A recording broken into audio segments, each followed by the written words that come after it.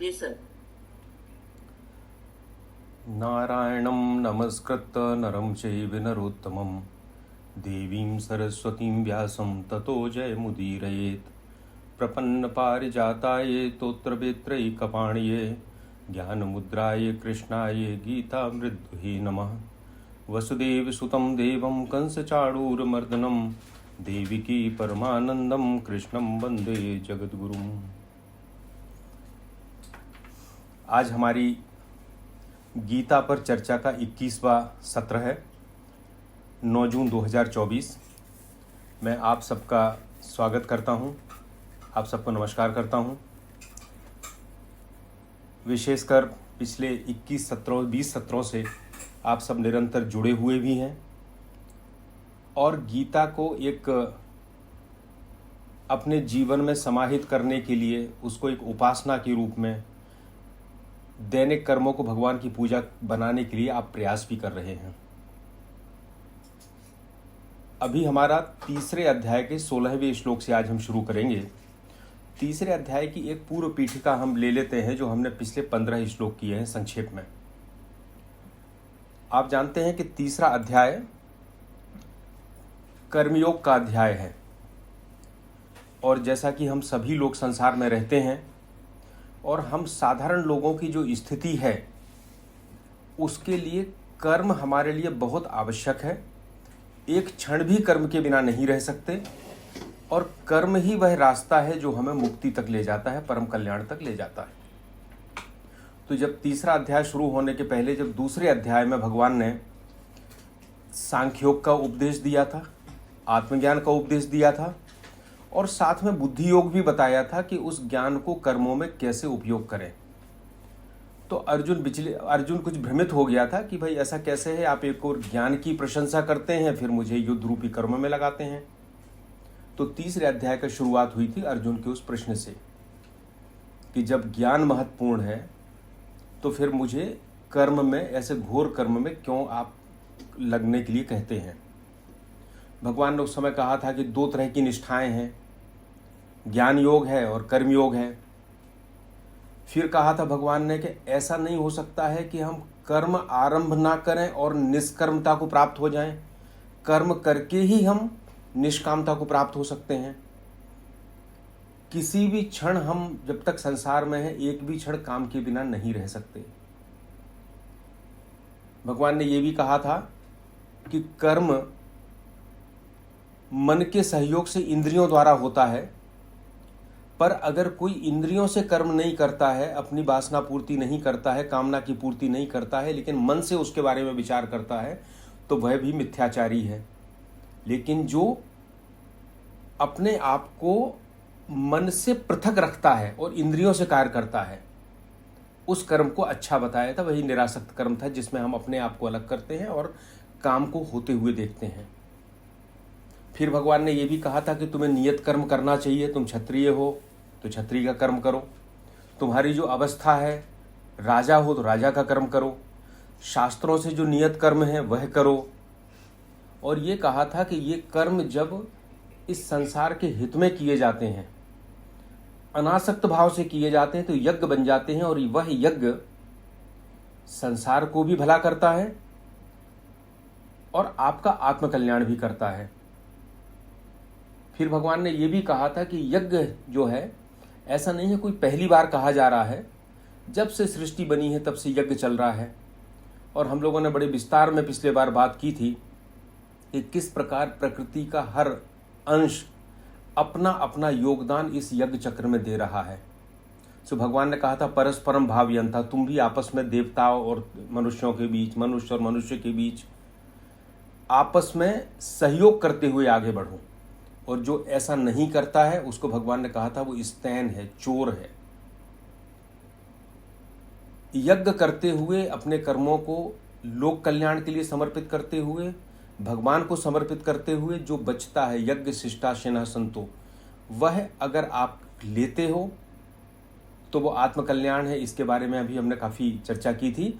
और अंत में भगवान ने फिर एक पूरा सृष्टि चक्र बताया था और उस सृष्टि चक्र में आपको याद होगा कि ब्रह्म से वेद पैदा हुए, वेद यानी ज्ञान, ज्ञान से कर्म, कर्म से यज्ञ, यज्ञ से पर्जन्य, पर्जन्य का अर्थ था वर्षा भी थी, और पर्जन्य का अर्थ था ऐसी परिस्थितियां जो संसार में हमें उत्पादन करती हैं, हमें जीवन जीने के लिए परिस्थितियां उपलब्ध कराती हैं, और वो सहयोग से ही होती हैं। इसमें हम लोगों ने नदी के बांध का और तमाम दूसरे उदाहरणों का उपयोग किया था। और पर्जन्य से वो चीज़ें उत्पन्न होती हैं जो हमें जीवन के लिए आवश्यक हैं, जिनको अन्न कहा गया है, और अन्न से प्राणी उत्पन्न होते हैं। सो कर्म योग के इतने प्रकरण में अभी तक हम लोग तीसरे अध्याय में बात कर चुके हैं। अब बात आती है कि जो भगवान ने यज्ञ चक्र बताया है, वह यज्ञ चक्र प्रकृति का हर अंग अपने आप पालन करता है, चाहे वो वनस्पति हो, वो देवता हो, क्योंकि वो कर्म योनि नहीं है, भोग योनि है, वो जीव जंतु हो, वो ऐसे हैं जिनको हम खनिज पदार्थ कहते हैं, उनमें चेतना की कमी है, लेकिन उनका भी सृष्टि चक्र में अपना एक योगदान है। वो सभी अपना अपना अंश का पालन करते हैं और निस्वार्थ भाव से करते हैं। लेकिन मनुष्य ऐसा है जिसके पास बुद्धि है, विवेक है, इसलिए वो कर भी सकता है और नहीं भी कर सकता है।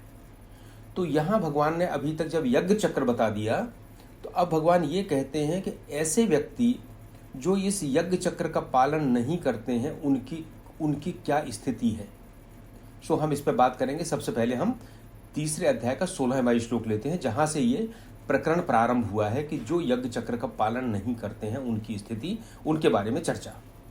और इस सारी चर्चा का उद्देश्य ये है भगवान का कि हम बौद्धिक रूप से समझ सकें कि हम किस प्रकार से इस सृष्टि के और यज्ञ चक्र के अंश हैं, अंग हैं, और हम अगर इस सृष्टि में यज्ञ चक्र में अपना योगदान नहीं देते हैं तो हम ऐसा ना समझें कि केवल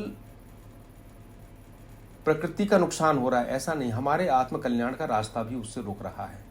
सो इस चीज़ को हम बुद्धि से समझें, और जब बुद्धि से समझेंगे तो हम छोटे छोटे कार्यों में यज्ञ की भावना से उनको करना प्रारंभ करेंगे। और जैसे जैसे प्रारंभ करेंगे वैसे वैसे आंतरिक रूप से हमारी योग्यता बढ़ेगी और हम नए सत्य को प्राप्त करने में सक्षम हो पाएंगे।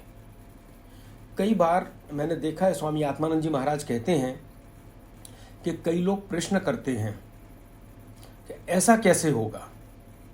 तो उनका कहना है कि इन अवस्थाओं पे जो अनुभूतियों की बात हम कर रहे हैं, जिनके अंतर्गत ऐसे कर्म होने लगते हैं, उनको तर्क से नहीं समझाया जा सकता है, क्योंकि जब तक करेंगे नहीं और आगे नहीं बढ़ेंगे, बुद्धि से बताया जा सकता है, परंतु उसका अनुभव लेने पर ही उसका असली तत्व सामने आता है।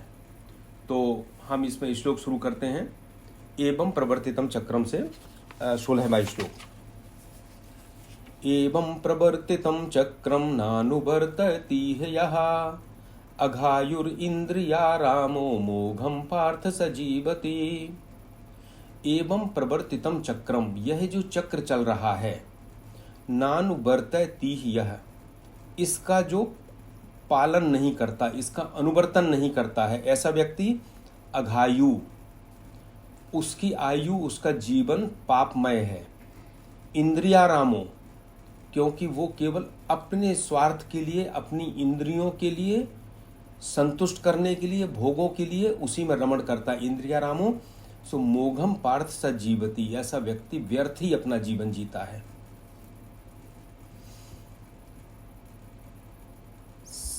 सनातन धर्म में एक बात है कि कोई भी बात बगैर तर्क के पुष्ट नहीं की जाती है, और सुनने वाले को ये अवसर देते हैं कि भाई तुम इसको समझो और इसका पालन करना या ना करना अपने बुद्धि विवेक से तय करो। तो भगवान केवल ये कह दें कि तुम यज्ञ करो, निष्काम कर्म करो, तो ये उपदेश हो जाएगा। लेकिन सनातन में जो परंपरा है, पहले हम पूरे तर्क समझाते हैं, इसके बाद उसमें बहतेंगे तस्मात, इसलिए तुम ऐसा करो, और फिर अपना निर्णय लो। तो यहाँ पर अब भगवान जो है एवं प्रवर्तितम चक्रम नानुवर्तति ह्य अघायुर इंद्रिया रामो मोघम पार्थ स जीवति, ये जो चीजें दी हैं भगवान ने, आगे के श्लोकों में इसके बारे में समझाया है। इन सब शब्दों के बारे में शंकराचार्य जी ने अलग, मध्वाचार्य जी ने अलग, रामानुजाचार्य जी ने अलग, और अभी हमारे समकालीन विद्वानों ने अलग अलग तरह से इनकी व्याख्याएं की हैं। तो हम पहले देखते हैं एवं प्रवर्तितम चक्रम। पहले भगवान ने कहा था कि यह यज्ञ चक्र सृष्टि के साथ ही उद्भूत हुआ है और ब्रह्मा ने किया है, क्योंकि यदि इस तरह से निस्वार्थ भाव से काम करने का, एक दूसरे से सहयोग करने की बात नहीं होगी तो ये सृष्टि नहीं चल सकती है। तो सृष्टि बनी, उसके साथ ये नियम बना यज्ञ का। जब यज्ञ समाज के लोग निस्वार्थ भाव से करते हैं, अपना अपना कर्तव्य करते हैं, तो दो बातें होती हैं। पहला तो ये होता है कि अपना कर्तव्य निस्वार्थ भाव से करने से निस्वार्थ अनासक्ति, जब आसक्ति नहीं होती है तो कर्म से पृथकता हो जाती है। और कर्म से पृथकता होने का मतलब है कर्म ही वह है जो हमें संसार से जोड़ता है, इसलिए संसार से पृथकता हो जाती है और हम अपने स्वरूप में स्थित हो जाते हैं। सो यज्ञ भाव से करने में पहला तो ये होता है कि आत्मकल्याण होता है, और दूसरा ये होता है कि इस संसार में रहने के लिए अच्छी परिस्थितियां पैदा होती हैं, समाज में सुख शांति आती है।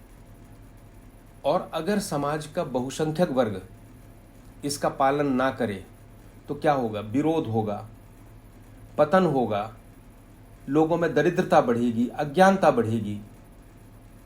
तो भगवान कहते हैं कि जो प्रकृति है जिसमें बुद्धि विवेक नहीं है, वो तो परम ब्रह्म की इच्छा का अनुसरण करती है और इस यज्ञ चक्र का पालन करती है, लेकिन हमें भी इसका करना चाहिए, पहले भी कह चुके। लेकिन जो नहीं करते हैं उनकी स्थिति क्या है? मोघम पार्थ स जीवति, उनका जीवन व्यर्थ है। अब हम छोटा सा विचार करते हैं इसी श्लोक में भगवान ने ये कहा, ये क्यों कहा नहीं करते हैं उनका जीवन व्यर्थ है? लेकिन क्यों नहीं करते हैं? इसके लिए भगवान ने कहा इंद्रिया रामः, जो केवल अपने तक सीमित हैं, अपनी ममता कामना के कारण इंद्रियों के भोग के लिए काम कर रहे हैं, केवल इसके अलावा उनका कोई काम नहीं। मेरा सुख हो जाए, मेरा घर भर जाए, मेरे संबंधी खुश हो जाएं, हमें दूसरे से कोई मतलब नहीं है। उनकी अपनी देह में आसक्ति है। ऐसा व्यक्ति जो इंद्रिया रामा है वह कभी यज्ञ नहीं कर सकता, उसके कर्म हमेशा सकाम रहेंगे, कभी निष्काम नहीं होंगे। सो इंद्रिय रामा होने के कारण वो अपने कर्मों को यज्ञ रूप में नहीं कर सकता है, इसलिए वो इस चक्र के विरोध में चला जाता है।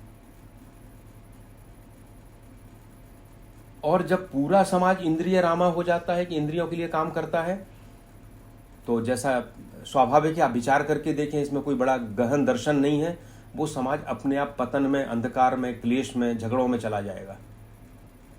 सो पालन क्यों नहीं करता है? क्योंकि वह इंद्रिय रामा हो जाता है। इंद्रिय रामा क्यों हो जाता है? इसलिए कि उसने अपने शरीर और इंद्रियों के अलावा कभी विचार ही नहीं किया कि हमारा स्वरूप क्या है।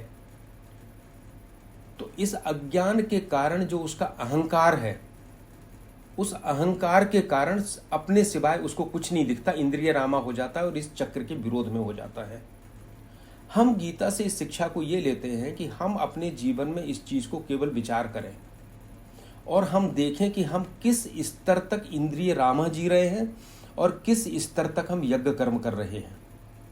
और जैसा मैंने पहले कहा कि यह कोई केवल प्रवचन नहीं है, यज्ञ कर्म नहीं करते हैं आप इंद्रिय रामा जी के भी जीवन जी जाएंगे, लेकिन जो परम कल्याण की एक संभावना थी वो खत्म हो जाएगी और इस प्रकृति को, इस सृष्टि को सुंदर बनाने की जो एक अवसर था वो भी खत्म हो जाएगा। अघायुः, पापमय जीवन जीते हैं। सारे ग्रंथ ये कहते हैं कि इस मानव शरीर का तात्पर्य ही यह है, उद्देश्य यह है कि हम परम कल्याण को प्राप्त हों। मनुष्य जीवात्माओं को संसार में भेजता है। संसार तो एक वॉशिंग मशीन है जहां जीवात्मा आती है, थपेड़े खाती है, बहुत से उसको झटके लगते हैं, उससे उसका जो ऊपर जो चढ़ा हुआ मैल है वो हट जाता है और शुद्ध होने के बाद वो परमात्मा से मिल जाती है। पर हम आ गए वॉशिंग मशीन में, लेकिन धुलने के लिए तैयार नहीं है, अपने आप में सिमटे हुए हैं। तो फिर ये होगा कि भगवान कहेगा ठीक है, अभी इसमें शुद्धिकरण नहीं आया, इसको फिर से इस वॉशिंग मशीन में भेज दो। उसी जन्म मरण के चक्कर में चलते रहेंगे। सो अघायु क्यों है? क्योंकि एक अवसर मिला था हमें इस संसार में रह के आत्म कल्याण करने का, और उस अवसर को हमने गंवा दिया। इसलिए भगवान कहते फिर तेरा जीना व्यर्थ, तू तो अघायु है। मोघम पार्थ सजीवती, जो ना सृष्टि चक्र में मदद करता है ना अपना आत्म कल्याण करता है, तो उसकी भगवान भर्त्सना करते हैं और कहते हैं मोघम पार्थ सजीवती, पार्थ इसका तो जीवन ही व्यर्थ है, इससे अच्छा तो मरना और जीना, इसके लिए कोई मतलब नहीं है, बल्कि जीने में और ज़्यादा पाप इकट्ठे करता जा रहा है। सो 3:16 का जो अर्थ है श्लोक का, वो मुख्य रूप से यही है कि हमें इस यज्ञ चक्र में योगदान देके संसार को सुंदर बनाने के साथ साथ अपना आत्मकल्याण करना है। अगला श्लोक 17वां, यस्तो आत्मरतिरेव स्यात् आत्मतृप्तश्च मानवः आत्मन्नैव च संतुष्टः तस्य कार्यं न विद्यते। ये श्लोक कहता है कि 17वां और 18वां कर्म योग के प्रकरण के चलते चलते बीच में ये दो ज्ञान प्रकरण के श्लोक आ गए हैं। कई बार बड़ा जब बहुत गंभीरता से गीता का अध्ययन करते हैं तो लगता है कि अरे ये तो कर्मयोग की बात कर रहे थे, अचानक ज्ञान योग आ गया। इस श्लोक का अर्थ है ऐसा व्यक्ति, ये दो श्लोक, ऐसा व्यक्ति जिसने अपने स्वरूप का अनुभव कर लिया है, जिसने परमात्मा का अनुभव कर लिया, उसको उसकी क्रिया कैसी होती है वो बताते हैं। तो पहले कहते हैं यस्तो आत्मरतिरेव, जो अपनी आत्मा में ही प्रसन्नता प्राप्त करता है, आत्मा में ही रति प्राप्त करता है, उसको बाहर जरूरत नहीं किसी की। आत्मतृप्तश्च, जो अपनी आत्मा में ही तृप्त हो गया, उसको बाहर की जरूरत नहीं है। और आत्मन्नैव च संतुष्ट, आत्मा में ही संतुष्ट हो गया, उसके लिए किसी कार्य को करने, कर्तव्य कर्म को करना शेष नहीं रहता।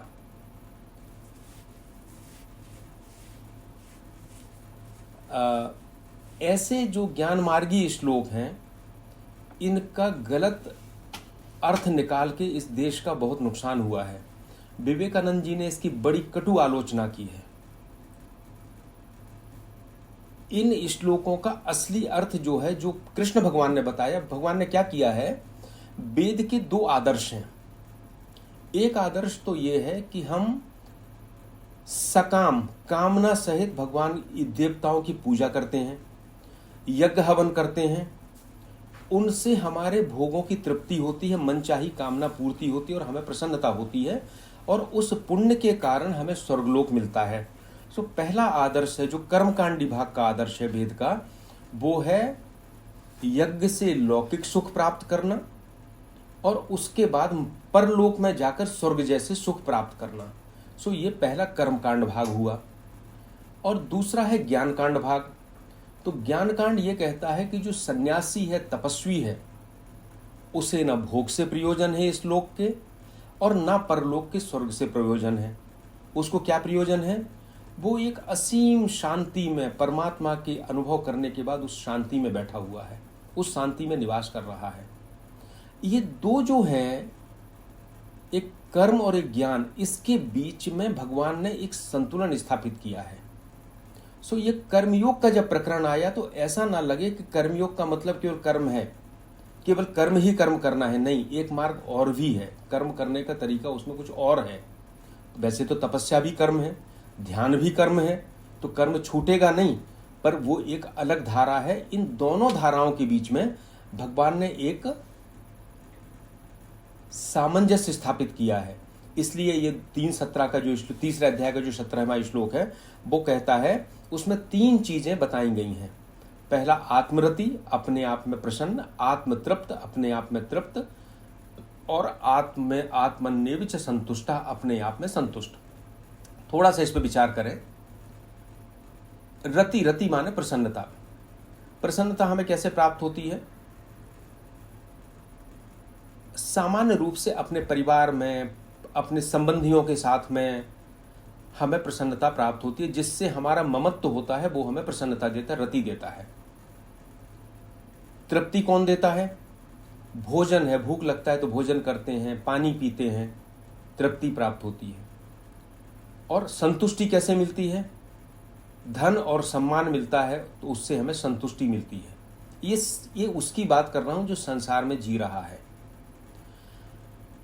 गीता एक मनोविज्ञान भी है, परम मनोविज्ञान है। आप इन 3 शब्दों को ले लें और विचार करें बैठ के, क्या इनके अलावा कोई और चीज़ है जो आपके जीवन में है, जिसके लिए आप काम करते हैं? तो आप पाएंगे कि नहीं, इसके अलावा कुछ नहीं है। अब जो संसार में रति है वह कभी भी स्थायी नहीं हो सकती। विवाह होता है तो पति पत्नी के बीच में बहुत ज़्यादा आकर्षण रहता है शारीरिक, लेकिन धीरे धीरे कम हो जाता है। जब परिवार का मुखिया कमाता है तो परिवार में बड़ा सम्मान मिलता है उसको, लेकिन जैसे ही वो रिटायर्ड हो जाता है उसका सम्मान शिफ्ट होके उसके पुत्र के ऊपर चला जाता है, जो घर परिवार का मुखिया बन जाता है या जो कमाता है। सो रति कहाँ से प्राप्त होती है? वो अस्थायी होती है और परिवर्तित होती है। तृप्ति, हमें भूख लगी, हमने भोजन कर लिया, तृप्ति हो गई। प्यास लगी, पानी पी लिया, तृप्ति हो गई। लेकिन क्या स्थायी होगी? नहीं होगी। थोड़ी देर बाद, 6 घंटे बाद हमें फिर उन्हीं चीज़ों की ज़रूरत हो जाएगी। एक बड़ी अच्छी चीज़ थी, हमें तृप्ति लगी, तृप्ति हुई कि हमको आज आम खाना है, बहुत अच्छा मौसम है, हमने आम मंगाया, खा लिया, तृप्त हो गए। लेकिन अगर हम उसको खाते रहेंगे तो क्या तृप्ति बढ़ती रहेगी? एक सीमा के बाद वो तृप्ति वितृष्णा में बदल जाएगी। इसका मतलब आम ने भी हमें तृप्ति जो दी वो अस्थायी दी। बाहर की चीज ने न रति हमें स्थायी दी, न तृप्ति स्थायी दी। और संतुष्टा की स्थिति यह है कि धन और सम्मान या इसी श्रेणी की अन्य चीजें तृष्णा को निरंतर बढ़ाती हैं, निरंतर हमें इनकी इच्छा बढ़ती जाती, कभी पूर्णतः संतुष्टि नहीं दी सकती।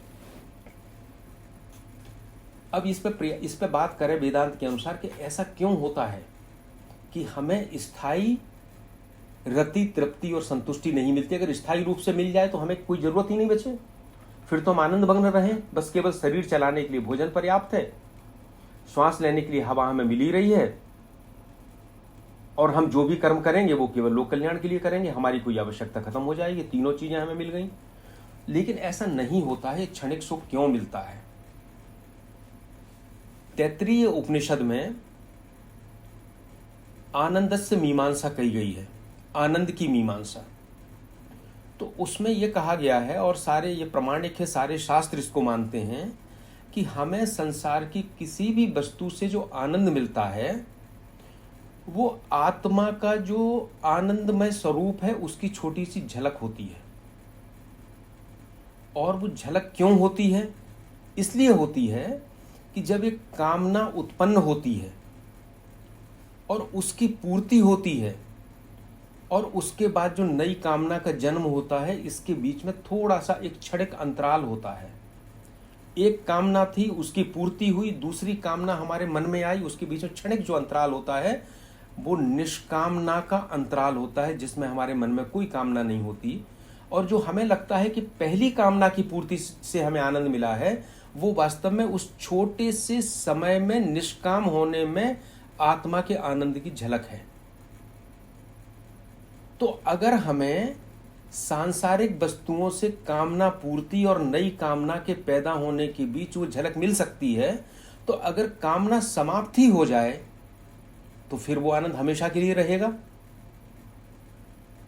तो ये जो कर्म योग का पूरा मार्ग है, निष्काम कर्म के माध्यम से, यज्ञ के माध्यम से, उस फल से अपने आप को अलग करने के माध्यम से हम निष्काम होने की तरफ, कामना रहित होने की तरफ यात्रा करते हैं। और कामना रहित होना ही संसार से संबंध विच्छेद है और अपने स्वरूप में स्थिति है। और जो हमारा अपना आत्मा का स्वरूप है उसमें कोई अभाव नहीं है,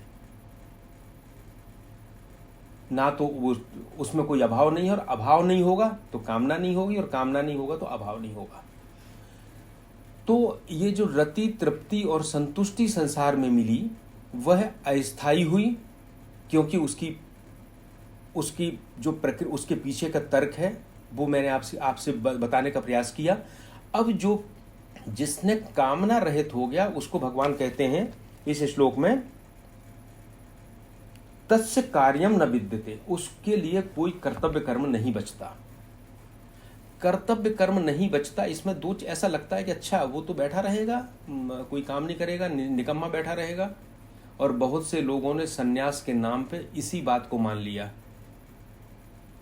जब देश में सबसे, विवेकानंद जी कहते हैं, ये कहने का किसी साधारण व्यक्ति को अधिकार नहीं है, विवेकानंद जैसा व्यक्ति ही इस बात को कह सकता है कि इन चीज़ों का गलत अर्थ लगा के जो बिल्कुल निकम्मे लोग थे, उन्होंने कहा कि कर्म तो अज्ञान है, हम कर्म क्यों करेंगे, हम तो संन्यास ले लेंगे और हम कोई कर्म नहीं करेंगे। सो उन्होंने अपने निकम्मेपन को, अपने तमस को छिपाने के लिए सन्यासी बनना शुरू कर दिया। जो लोग क्रूर थे, उन्होंने कठिन तपस्याओं का ढोंग करना शुरू कर दिया और अपने उस मन के विज्ञान को, उस मन की जो प्रेरणा, जो उनके अंदर की जो भाव था, उसको संतुष्ट करना शुरू कर दिया। कुछ ऐसे थे जो मूढ़ थे, उन्होंने कहा मैं कोई संसार की बात नहीं करूंगा, मैं तो परम ज्ञान में डूब चुका हूं। सो परम ज्ञान में डूबने के नाम पे उन्होंने अपनी मूढ़ता को छिपा लिया। तो विवेकानंद जी के शब्द हैं, जितना मैंने आपसे बोला है विवेकानंद साहित्य पढ़ेंगे, तो उन्होंने कहा कि जब हमारे देश को सबसे ज़्यादा आवश्यकता थी, तो एक बड़ा वर्ग इस तरह से कहते हुए कि हम तो आत्मरति प्राप्त हो गई, आत्मतृप्ति प्राप्त हो गई, आत्मसंतुष्टि प्राप्त हो गई और तस्य कार्यम न विद्यते, मेरे लिए तो कोई कार्य नहीं है, मैं तो अलग से बैठता हूँ, अलग चला जाता हूँ। तो वो कहते हैं कि समाज में इससे जो ढोंग बढ़ा, इससे हमें जो सन्यास आश्रम की जो प्रतिष्ठा कम हुई समाज में, उसके पीछे ये कारण था। फिर वो क्या है, जब आत्मरति, आत्मतृप्ति और आत्मसंतुष्टि वास्तव में प्राप्त होती है, तो विवेकानंद जी कहते हैं कि ये कोई हंसी खेल नहीं है। जब आप अपने आप को शरीर से अलग करके आत्मा का अनुभव कर लेते हैं, तो स्वमेव जो रति, तृप्ति और संतुष्टि पैदा होती है, वो एक लंबी साधना का परिणाम है। और जब ये गुण आ जाते हैं, तब कर्म अपने आप समाप्त होना शुरू हो जाते हैं। उसको करना नहीं पड़ता, ढोंग नहीं करना पड़ता कि मैं विद्वान हो गया इसलिए कर्म नहीं करूंगा। वो अपने आप आना शुरू होता है। तो ज्ञान निष्ठा आती है तो कर्म में विमुखता अपने आप आती है। लेकिन तस्य कार्यम न विद्यते, क्यों कार्य नहीं होता उसके पास में कुछ भी? इसलिए नहीं होता कि हमारे अंदर इच्छा, विक्षेप और कर्म, शास्त्र कहता है ये तीन चीजें आत्म अज्ञान के कारण होती हैं। जब स्वरूप का ज्ञान हो जाता है, कर्म हम क्यों करते हैं? कर्मयोग ये कहता है कर्म इसलिए करते हैं कि हम निष्काम कर्म करेंगे तो चित्त शुद्धि होगी, शुद्ध चित्त में हमें ज्ञान का उदय होगा और उससे हमें परमात्मा की अनुभूति होगी। अब जब पहले ही परमात्मा की अनुभूति हो गई तो इस प्रक्रिया की कोई आवश्यकता ही नहीं है, इसलिए तस्य कार्यम न विद्यते। दूसरा, जब तक शरीर है, हम अपने आप को शरीर मान बैठते हैं, तब तक हमारे कर्म हमारी इच्छा से परिचालित होते हैं, हमारी कामनाओं से परिचालित होते हैं। और कामना का अर्थ केवल कुछ सामान्य कर्म होते हैं, जैसे जीवन रखने के लिए पानी पीना पड़ेगा, खाना खाना पड़ेगा, नींद लेना पड़ेगी, ये सब क्रियाएं हैं, ये तो होंगी। लेकिन इच्छा से चलित जो कर्म हैं, जब शरीर से संबंध समाप्त हो जाता तो इच्छा से चलित कर्म समाप्त हो जाते हैं, इसलिए तस्य कार्यम न विद्यते। लेकिन ऐसे व्यक्ति को निकम्मा नहीं बैठने का कहते हैं। वो कहते हैं, आगे के श्लोक में आएगा, वो लोक संग्रह करे, लोगों के कल्याण के लिए निरंतर कार्य करे। इसलिए भारत के इतिहास में जो सही तत्वज्ञानी हुए हैं, कोई भी तत्वज्ञानी ऐसा नहीं है जिसने कर्म को छोड़ दिया हो। अंतर इतना है कि पहले हम सकाम कर्म करते हैं, या हम स्वार्थपूर्ण कर्म करते हैं, या हम निष्काम कर्म करते हैं, यानी हम करते हैं। लेकिन इस अवस्था में आने के बाद कर्म स्वतः होते हैं। पहले हम कर्म करके ईश्वर को पाना चाहते हैं और बाद में हमारे कर्म ईश्वर की अभिव्यक्ति होते हैं। इसलिए वो कर्म प्रेम और सेवा के भाव से सतह प्रवाहित होते रहते हैं। अभी भी ऐसे ऐसे महात्मा हमारे समाज में हैं, हम ढूंढने का प्रयास करें, जिनके चेहरे पर प्रेम, करुणा, और वो जो भी जाता है उसकी जितनी मदद हो सकती है उतनी मदद करते हैं। ऐसे लोग अभी भी हैं। ऐसे लोगों के लिए तस्य कार्यम न विद्यते, उनके लिए स्वयं का कोई कार्य नहीं रहता। 17वें श्लोक इस तरह से पूरा होता है। 18वें श्लोक में ये दो जो है श्लोक हमने आपको जैसा निवेदन किया, दोनों ज्ञानी की स्थिति को बताते हैं और कर्म के साथ में उसके एक सामंजस्य को बताते हैं। और एकदम मुझे याद आया जैसे जैसे तुलसी उन्होंने विवेकानंद जी ने बड़ी भर्त्सना की है इस तरह की, इसी तरह जब तुलसीदास जी ने लिखा है कि ब्रह्म ज्ञान बिनु नारी नर करही ना दूसर बात, कौड़ी लागी लोभ बस करही विप्र गुरघात। व्यक्ति ऐसे हो गए जो बातचीत में ब्रह्म ज्ञान के अलावा कोई बात ही नहीं करते, लेकिन आचरण में ऐसे हैं कि थोड़ी सी चीज के लिए भी धोखा देने के लिए तैयार हैं। सो यही इन श्लोकों का गलत अर्थ करके, जैसा विवेकानंद जी कहते हैं, हम लोगों को ये कहने का अधिकार नहीं है, विवेकानंद जी के शब्द हैं, हमने इस देश का बहुत नुकसान किया है एक बहुत लंबे समय में, गुलामी में, अशिक्षा में, इसलिए पूरा देश दारिद्र में डूब गया, अशिक्षा में डूब गया, कुरीतियों में डूब गया। अगला श्लोक लेते हैं, श्लोक है 18वां। नैव तस्य कृते नार्थो ना कृते नेह कश्चन, ना चास्य सर्वभूतेषु कश्चिद अर्थ व्यपाश्रयः। अब जिसने 3:16 तीसरे अध्याय के 16वें और 17वें की स्थिति प्राप्त कर ली, यानी जिसने आत्मरति, आत्मतृप्ति और आत्मसंतुष्टि प्राप्त कर ली, जिसने स्वरूप का ज्ञान कर लिया, उसके लिए भगवान कहते हैं ना तस्य कृते नार्थो, ना तो उसके लिए करने के लिए कोई काम है, ना अकृते नेह कश्चन, ना ऐसा है कि उसको कोई काम नहीं करना हो।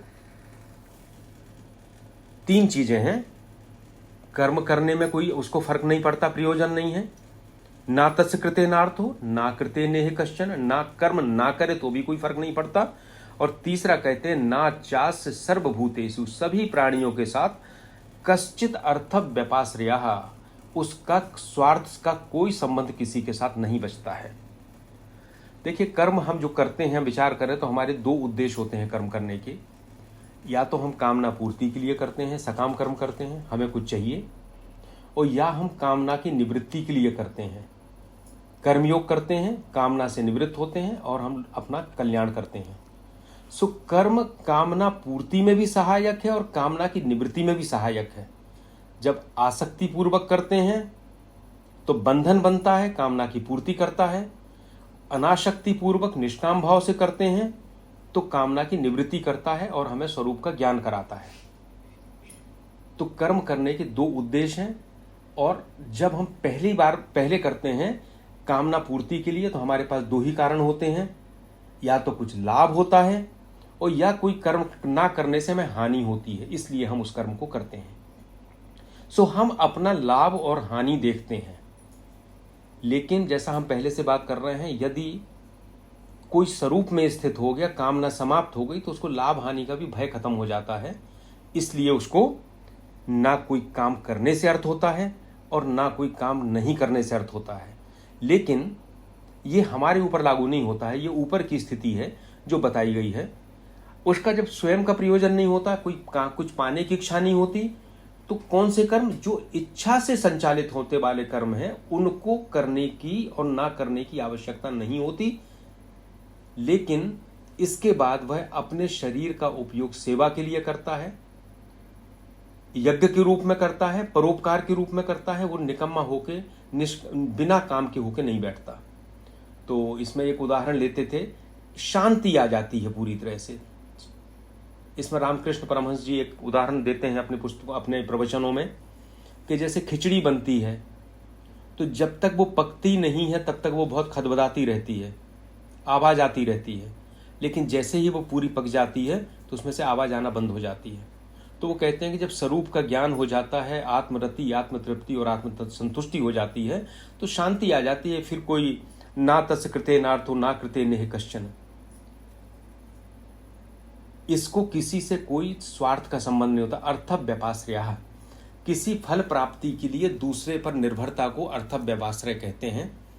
तो उसके सारे कर्म यज्ञ भाव से हो रहे, भगवान को अर्पित हो रहे, तो वो समाप्त हो जाता है। एक छोटा सा हमने पहले एक बड़ा महत्वपूर्ण श्लोक देखा था 2 अध्याय में, कर्मण्ये बाधिका रस्ते माँ फलेषु कदाचन माँ खल्म फर्म हेतुर्भुर माते संगोष्ठ कर्मणि। और अब ये वाला श्लोक आया है नैव तस्य कृते नार्थो। आप इन दोनों श्लोकों को अगर मिलान करेंगे कभी बैठ के आराम से, तो आप देखेंगे कि 2:47 में पुराने श्लोक में साधन बताए थे, और उन साधनों का प्रयोग करने से क्या परिणाम होगा वो इस श्लोक में बताया गया है। सो श्लोक आपस में जुड़ते हैं। कर्मण्य बाधिका रस्ते और माते संगोष्ठ अकर्मणी, ये उस श्लोक का पहला और चौथी जो अर्ध भाग है उसको देखें तो उसका परिणाम होता है कर्म में आपका अधिकार है, अकर्मण्य ना रहो। यहाँ कहते हैं ना कर्म करने से प्रयोजन है और ना करने से। उसी चीज का एक प्रैक्टिकल एप्लीकेशन है। पहले कहा था माँ फलेषु कदाचन, फल में अपनी इच्छा मत रखो, आपका अधिकार नहीं, इच्छा नहीं माफ करें, फल में आपका अधिकार नहीं है, आप फल को अपने हिसाब से तय नहीं कर सकते। माँ कर्म फल हेतुर्भुर, कर्म फल के लिए कोई इच्छा हेतु कर्म फल के लिए कोई काम मत करो। यहाँ कहते हैं नाचस्य सर्वभूतेषु कश्चित अर्थम व्यपाश्रया, उसे किसी से भी किसी प्रकार का प्रयोजन नहीं होता है अपने स्वार्थ का। सो दोनों चीजें आपस में मिलती हैं। यहाँ बस एक चीज मैं कह के इस श्लोक से आगे बढ़ूंगा। विद्वानों में बड़ा विवाद है अलग अलग लोगों में कि जब ज्ञान प्राप्ति होती है तो कर्म करना चाहिए नहीं करना चाहिए, क्योंकि इसमें वो कहते हैं कि कर्म करो या ना करो दोनों से प्रयोजन नहीं है। तिलक जी ने अपने गीता रहस्य में इसकी बड़ी अच्छी व्याख्या की है और उन्होंने कहा है कि यदि करने और ना करने दोनों में ही कोई प्रयोजन नहीं है तो करना ज्यादा अच्छा है ना करने से। इसलिए वो कहते हैं कि ज्ञान के बाद भी समाज के लिए, समाज के भले के लिए निरंतर कर्म करना चाहिए। अगला श्लोक है 19वां। तस्मात् असक्तः सततं कार्यं कर्म समाचर, असक्तो है आचरण कर्म परम आपनोति पुरुषः। तस्मात् असक्तः सततं, तस्मात् इसलिए तुम सतत कर्म करो, और कैसे करो, समाचर करो, अच्छी तरह से करो। असक्तो है आचरण कर्म, क्योंकि आसक्ति से रहित होकर कर्म करने से परम आपनोति, परमात्मा को पुरुष प्राप्त हो जाता है, व्यक्ति प्राप्त हो जाता है। यहाँ जो तस्मात से जो भगवान अभी तक बता चुके हैं ज्ञान के दो श्लोक, अब तस्मात से वो फिर हटके फिर अर्जुन पे आते हैं। अर्जुन, मैंने दो चीजें तुमको बताई कि जो ज्ञान पे जिसको आत्मरति, आत्मतृप्ति और आत्मसंतुष्टि हो गई उसके लिए कोई कार्य नहीं बचा। इसलिए शायद इसमें ये कह रहे हैं भगवान कि चूंकि तुम अभी उस स्थिति पर नहीं पहुंचे हो, तुम अभी कर्म क्षेत्र में काम कर रहे हो, इसलिए तस्मात् असक्तः सततम। तुम ये, अर्जुन ने क्या कहा था, अर्जुन ने ये कहा था मैं ये सब छोड़ के संन्यास लेना चाहता हूं। तो भगवान ने यहां कहा है कि हाँ एक मार्ग है वो वाला, लेकिन तुम अभी उस पर नहीं पहुंचे हो, तुम्हारे अंदर से अभी आत्मरति, आत्मतृप्ति और आत्मसंतुष्टि नहीं आई है। इसलिए तुम्हें सृष्टि चक्र का पालन करना होगा, तुम्हें उदाहरण प्रस्तुत करना होगा समाज के सामने, तुम्हें यज्ञ भाव से काम करना होगा, तुम्हें इस युद्ध को ही यज्ञ भाव बनाना होगा। सो तस्मात, इसलिए अब यहां पूरा प्रकरण फिर चेंज हो गया, फिर परिवर्तित हो गया। 4 विशेषण भगवान ने दिए हैं, असक्तः, सततम, कर्म और समाचार। सो असक्ता का मतलब तो हम पहले कई बार बात कर चुके हैं। इस श्लोक में 2 बार असक्ता शब्द आया है, इतना ज्यादा महत्व दिया गया है। पतन जो होता है वो कर्म के कारण नहीं होता है, कर्म में आसक्ति के कारण होता है, फलासक्ति के कारण या कर्म में कर्माशक्ति के कारण। सततम, इसके 2 अर्थ हैं। जब हम सततम को कार्य से जोड़ते हैं तो इसका अर्थ है कि सतत कार्य करो, कार्य लगातार करो, एक क्षण भी बिना कर्म के मत रहो। लेकिन जब सतत को हम आसक्ति से जोड़ते हैं तो इसका अर्थ ये होता है कि कर्म तो होता है, समाप्त होता है, फिर होता है, समाप्त होता है, लेकिन आसक्ति सतत रहती है, आसक्ति कभी समाप्त नहीं होती।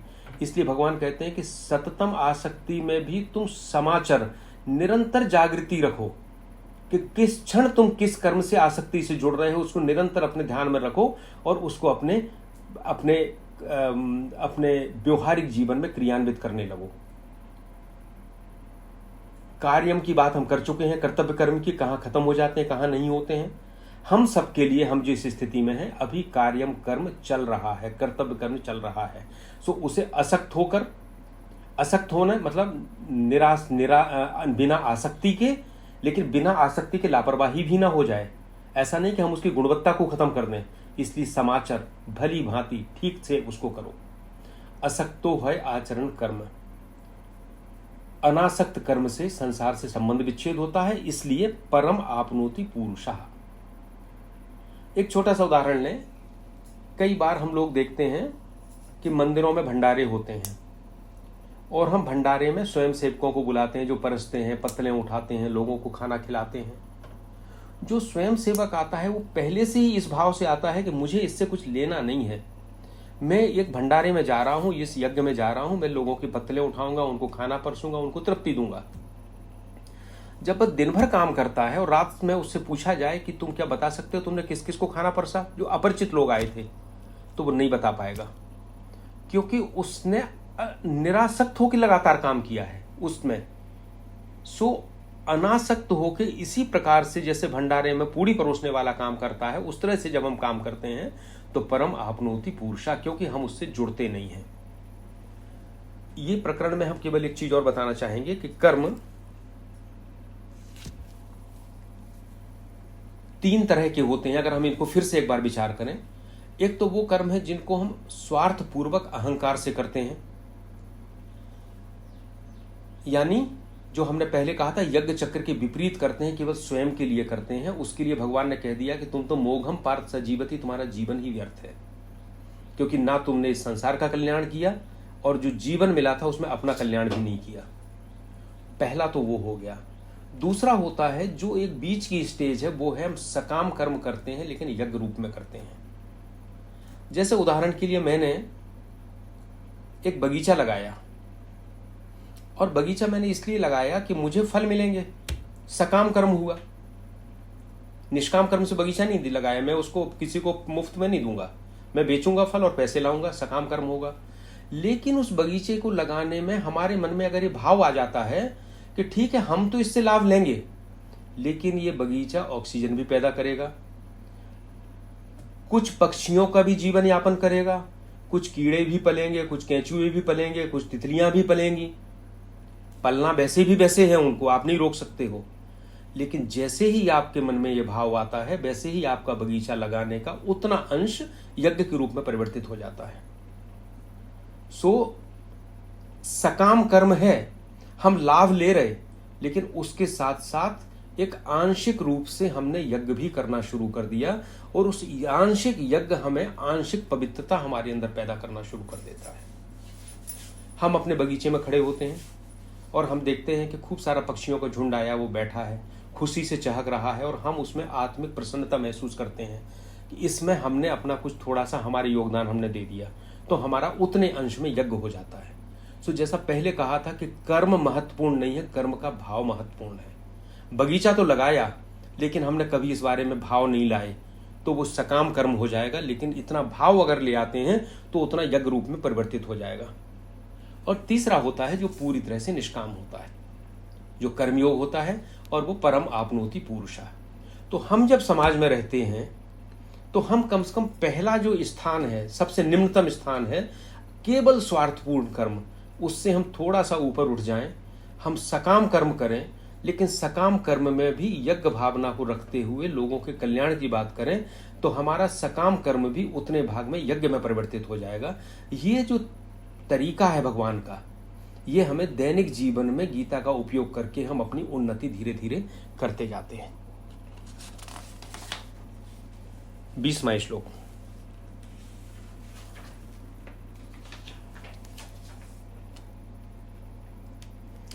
कर्मणैव हि संसिद्धिम आस्थिता जनकादयः लोक संग्रहम एवापि संपश्यन् कर्तुम अर्हसि।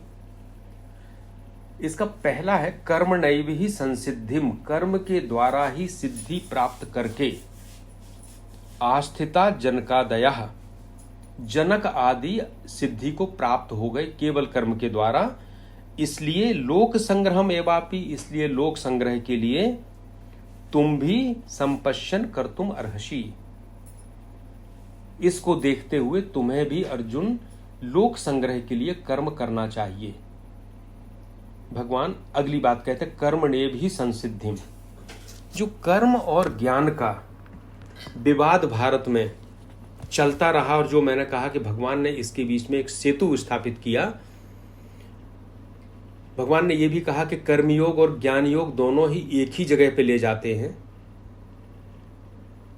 एक मत यह है विद्वानों का, और शंकराचार्य जी का मत भी यह है कि कर्म केवल चित्त की शुद्धि देता है और शुद्ध चित्त में होने वाला ज्ञान ही भगवान तक ले जाता है। कई बार हम कहते हैं ना शुद्ध चित्त में होने वाला ज्ञान, इसको थोड़ा सा केवल मैं आपको बता दूं चित्त के बारे में कि आत्मा का जो प्रकाश है उसमें ही हमें सब कुछ दिखाई देता है, उसी में मन बुद्धि उसको ग्रहण करती है। चित्त आप ये समझिए कि एक तरफ आत्मा का विभाग है, एक तरफ शरीर का विभाग है, मन बुद्धि एक तरफ है, चित्त बीच में एक पर्दा है और आत्मा दूसरी तरफ है। तो जब चित्त दूषित होता है, मान लीजिए चित्त पीले रंग का कांच है, तो आत्मा का सफेद प्रकाश भी इस तरफ आके पीला हो जाएगा। इसी को अज्ञान कहते हैं वेदांत में। और अगर वो शुद्ध है तो जैसे आत्मा का प्रकाश है वही प्रकाशित होगा और स्वरूप का ज्ञान हो जाएगा। तो शंकराचार्य जी का यह कहना है कि कर्म करने से ये जो चित्त है, ये इसमें जो गंदगी है वो अलग हो जाती है निष्काम कर्म करने से, और आत्मा का शुद्ध प्रकाश प्रकाशित होता है। और बाहर से इधर से हम देखते हैं तो हमको स्वरूप का ज्ञान हो जाता है, स्वरूप दिखाई देता है। लेकिन इसमें कई विद्वानों में मतभेद है, लेकिन इसमें भगवान कहते हैं कर्मणे भी सिद्धि संसिद्धिम। सो ऐसा लगता है कि भगवान ने खुद कहा है कि कर्म ही संसिद्धि को दे देता है, अर्थात वो यात्रा केवल ज्ञान को प्राप्त करने तक नहीं है, वो मुक्ति तक की यात्रा है। जो कर्म एक स्वतंत्र मार्ग है मुक्ति तक का। सो कर्मणे भी संसिद्धिम आस्थिता जनकादया। जनक आदि राजाओं ने कर्म के द्वारा इनको प्राप्त किया है। आप अगर पौराणिक कथाएं पढ़ेंगे तो केवल जनक नहीं, भागीरथ, अश्वपति, परीक्षित जो कि राजा राम के पूर्वज थे, रघु, इक्ष्वाकु, मनु इत्यादि सभी लोगों ने, इक्ष्वाकु भगवान राम के पूर्वज थे, वो भी पूर्वज थे, और मनु, ये सभी राजर्षि हुए हैं। अर्थात राजा होते हुए भी ये ऋषि थे। सो ऋषि होने की ये शर्त नहीं थी कि उसके पास वैभव ना हो, उसके पास शक्ति ना हो, वो एक लंगोटी लगा के केवल आश्रम में बैठ जाए सो ही ऋषि नहीं होता था। उनके पास वैभव था, शक्ति थी, सम्मान था, लेकिन उसके बाद भी वो उस चीज से अनासक्त थे। ये सारी चीजें उनके मन में विचलन पैदा नहीं करती थी। पहले एक श्लोक आया था, आपूर्णमाणम अचलम प्रतिष्ठम समुद्रम आपः प्रविशन्ति यद्वत्। जैसे समुद्र में सारी नदियां समाती रहती हैं लेकिन उसकी मर्यादा में, उसके तल में कोई फर्क नहीं आता, इसी तरह ये वैभव होने के बाद भी, सारे द्वंद्व होने के बावजूद भी उनके अंतर में विचलन नहीं था। ऐसे लोगों ने क्यों नहीं था? क्योंकि उन्होंने निष्काम कर्म के माध्यम से अपने चित्त को शुद्ध कर लिया था। चूंकि अर्जुन भी राजा था, अर्जुन भी समाज का एक अग्रणी वर्ग का व्यक्ति था, इसलिए भगवान ने उसको जनक का उदाहरण दिया कि तुम ये मत सोचो कि सिद्धि के लिए तुम्हें केवल जंगल में जाना पड़ेगा। जब जनक, भागीरथ, अश्वपति, रघु, परीक्षित और सब इतने सारे इक्ष्वाकु सारे राजर्षि हो चुके हैं तो तुम क्यों नहीं हो सकते हो? ये सब भी गृहस्थ थे, ये भी राज्य करते थे। एक कर्मयोग का एक उदाहरण उन्होंने बताया है। इस तरह से अर्जुन से कहा है कि तुम भी इस माध्यम से आगे बढ़ सकते हो। जनक के बारे में तो बड़ी कथाएं हैं। सुखदेव जी ने जनक के पास ही ज्ञान लेने के लिए गए थे, वो तो परम ज्ञानी थे, लेकिन सुखदेव जी को जनक के पास भेजा था। अष्टावक्र का बड़ा प्रचलित है कि अष्टावक्र जब जनक के पास गए तो उनको देख के उनके सभासद हंसने लगे, क्योंकि उनका शरीर कई स्थानों पर टेढ़ा मेढ़ा था। अष्टवक्र थे, उसमें विकलांग थे, दिव्यांग थे। और फिर उन्होंने, अष्टावक्र ने जब कहा कि तुम सभी लोग केवल चमड़े को देख रहे हो, तुम सब लोग चर्म का चमार हो, क्योंकि तुम केवल चमड़ा देख सकते हो, तुम इसके अंदर नहीं देख सकते हो। इसके बाद जनक के सामने फिर उन्होंने अष्टावक्र गीता कही और बड़ा उनका दोनों का संवाद है। तो अर्जुन को भी इसी तरह से आगे बढ़ने के लिए, प्रेरित करने के लिए भगवान ने जनक का उदाहरण दिया और कहा कि कर्म के द्वारा ही तुम सिद्धि को प्राप्त कर सकते हो। और इसके बाद क्या कहा? इन्होंने कर्म के द्वारा सिद्धि की है, इसलिए तुम लोक संग्रह के लिए कर्म करो। लोक संग्रह शब्द जो है गीता का एक बड़ा अद्भुत विचार है। देखो, हम लोग हमेशा एक लॉर्ड एक्टन की एक बात कहते हैं, वो कहता है power corrupts and absolute power corrupts absolutely. सत्ता किसी की भी हो, धन की हो, शक्ति की हो, राज्य की हो, वो व्यक्ति को पतित कर देती है। करप्ट का मतलब केवल करप्ट जो सामान्य रूप से हम पैसा लेने देने की बात करते हैं वो नहीं है, हर तरह से पतित करती है। और अगर एब्सोल्यूट पावर हो जाती है, उसके ऊपर कोई बंधन नहीं होता, तो फिर वो पूरी तरह से पतित कर देती है। लेकिन वो ये नहीं बताते कि फिर क्या करें, क्या हम पावर को ना लें? विचार तो बहुत अच्छा है। अंतर केवल यही है पाश्चात्य में और पूर्वात्य के विद्वानों में और दार्शनिकों में। हमारे दार्शनिक जो ऋषि थे वो जो कोई समस्या बताते थे तो उस समस्या के साथ में एक प्रक्रिया भी थी, उसको कैसे समाप्त करें। तो ये जो पावर आती है उस पावर को पचाने के लिए जो सारी प्रक्रिया है और उस पावर के रहते हुए सिद्धि प्राप्त करने की जो प्रक्रिया है वही कर्मयोग है और वही भगवान ने हमें बताया है। तो पावर रखना बुरा नहीं है, संसार में हमें दीनहीन होकर नहीं रहना है। हमारे पास शक्ति होना चाहिए, पैसा होना चाहिए, सम्मान होना चाहिए। अगर ये सब नहीं होगा तो हमारा जीवन व्यर्थ है। हमें पूरा पुरुषार्थ करके ये सब कमाना है, लेकिन इसके रहते हुए किस प्रकार से अलग रखना है वो सारा तरीका भगवान ने इसमें बताया है। और वो कहा है कि हमें अब जो कर्म करना है, निरासक्त हो गए, अब हमें लोक संग्रह के लिए कर्म करना है। लोक संग्रह क्या है? लोक संग्रह है लोगों के, एक सामान्य अर्थ तो है लोगों के कल्याण के लिए काम करना, और एक अर्थ और विद्वानों ने कहा लोक माने लोग और संग्रह माने इकट्ठा करना। लोगों को इकट्ठा करके किसी मार्ग पे चलने के लिए प्रेरित करना भी लोक संग्रह है। और जो समाज का महत्वपूर्ण व्यक्ति है वो अपने आचरण के माध्यम से, अगला श्लोक आएगा, लोगों के सामने एक उदाहरण प्रस्तुत करता है। तो भगवान कहते हैं कि अगर तुम कर्म से विरत हो जाओगे, युद्ध से दूर हो जाओगे, तो तुम ये इकट्ठे तुम्हारे जो अनुयायी हैं उसके सामने एक उदाहरण प्रस्तुत कर दोगे पलायन करने का, तो ये सब भी उसी तरह से काम करना शुरू कर देंगे। इसलिए तुमको लोक संग्रह के लिए भी कर्म करना है, यानी लोक कल्याण के लिए भी करना है और लोगों के सामने उदाहरण स्थापित करने के लिए भी करना है। स्वामी विवेकानंद जब आए तो उनके साथ बहुत सी विदेशी शिष्याएं थीं और वो वाराणसी में गए और उन्होंने अपना, सन्यासी थे, टेंट लगाया। तो स्वामी जी ने जो शिष्याएं थी उनका टेंट अपने टेंट से दूर लगवाया। स्वामी जी का यह कहना था कि मैं तो उस स्थिति में पहुंच गया हूं जहां मेरे लिए स्त्री पुरुष का भेद समाप्त हो गया, पर मुझे जो देखने वाले हैं उनकी नजरों में भी स्त्री पुरुष का भेद समाप्त नहीं हुआ है। तो अगर मैं इनके पास में रहूंगा तो एक गलत उदाहरण प्रस्तुत होगा। सो मुझे उदाहरण भी सामने प्रस्तुत करना है, ये लोक संग्रह है। आत्मानंद जी एक कथा लिखते हैं कि जब वो वशिष्ठ गुफा में रहते थे तो वहां एक बड़े सन्यासी थी, स्वामी पुरुषोत्तमानंद जी महाराज। तो पुरुषोत्तमानंद जी के पास कोई आए, उनके पास बड़ा, एक दूसरे सन्यासी आए, उनके पास बड़ा उनका मठ था, बहुत शिष्याएं थी, बहुत शिष्य थे, शिष्याओं से घिरे हुए थे। तो पुरुषोत्तमानंद जी ने उनसे यही कहा कि महाराज आप हो सकते हैं सबसे अलग हो गए हों, लेकिन आप जो उदाहरण प्रस्तुत कर रहे हैं ये ठीक नहीं है, क्योंकि आपको देख के समाज के लोग भी ऐसे ही करेंगे। सो आपको उदाहरण प्रस्तुत करना है, लोक संग्रह प्रस्तुत करना है। और कर्मणेव और लोक संग्रह, हम विचार करें कि हमारे यहाँ भी इन दो चीज़ों की कमी के कारण ही सारा पतन हुआ है। लोगों ने उदाहरण प्रस्तुत नहीं किया और लोक संग्रह के लिए काम नहीं किया। इसलिए गांधी जी ने भी गीता को, पॉलिटिशियंस में किसी ने गीता को जीने का प्रयास किया है, जिया है तो गांधी जी ने। इसलिए वो कहते हैं कि जब आपको कभी कुछ संशय हो जाए तो देखो कि तुम्हारे काम से समाज के अंतिम व्यक्ति को लाभ हुआ या नहीं हुआ। लोक संग्रह का ही अवधारणा है जो गीता से गांधी जी ने ली थी। आखिरी श्लोक आज का 21वां, क्योंकि समय हो रहा है। यद यद आचरति श्रेष्ठस्तत्तद ये वेतरो जनः सयत प्रमाणम कुरुते लोकस्तद अनुवर्तते। श्रेष्ठ पुरुष जो जो कुछ आचरण करता है, जो जो प्रमाण प्रस्तुत करता है, सारा समुदाय उसी का अनुसरण करता है, उसका फॉलोअर होता है। तो ये बड़ी समाज शास्त्रीय बात है। हम मनुष्य स्वभाव से ही अनुकरण करते हैं। हमारे बच्चे माँ बाप जो करते हैं वैसा करना शुरू कर देते हैं।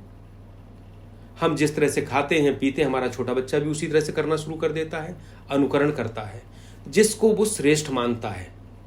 तो गीता के अनुसार श्रेष्ठ व्यक्ति तो कौन है?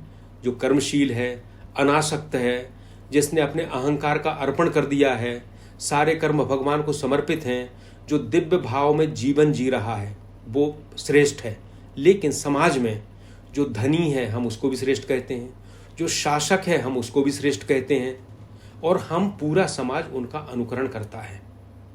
महाभारत में जब यक्ष और युधिष्ठिर का संवाद है तो युधिष्ठिर ने कहा है, येन महाजनो गतः स पंथः, जिस रास्ते पे बड़ा व्यक्ति जाता है वही दूसरों के लिए रास्ता बन जाता है। ये बड़ा प्रसिद्ध वाक्य है, कई लोग इसका उपयोग करते हैं।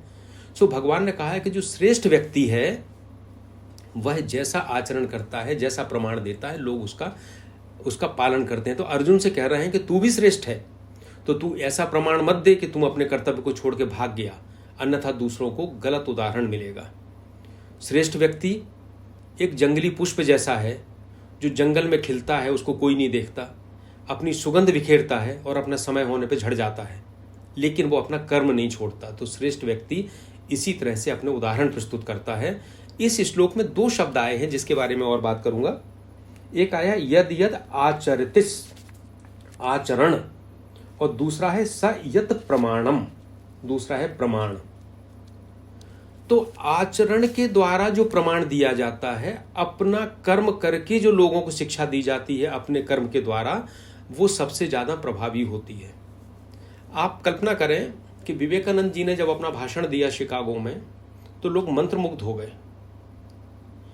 क्या स्वामी विवेकानंद की जो स्क्रिप्ट है शिकागो की, हम उसको पढ़ दें किसी सभा में तो क्या सभा मंत्रमुग्ध हो जाएगी?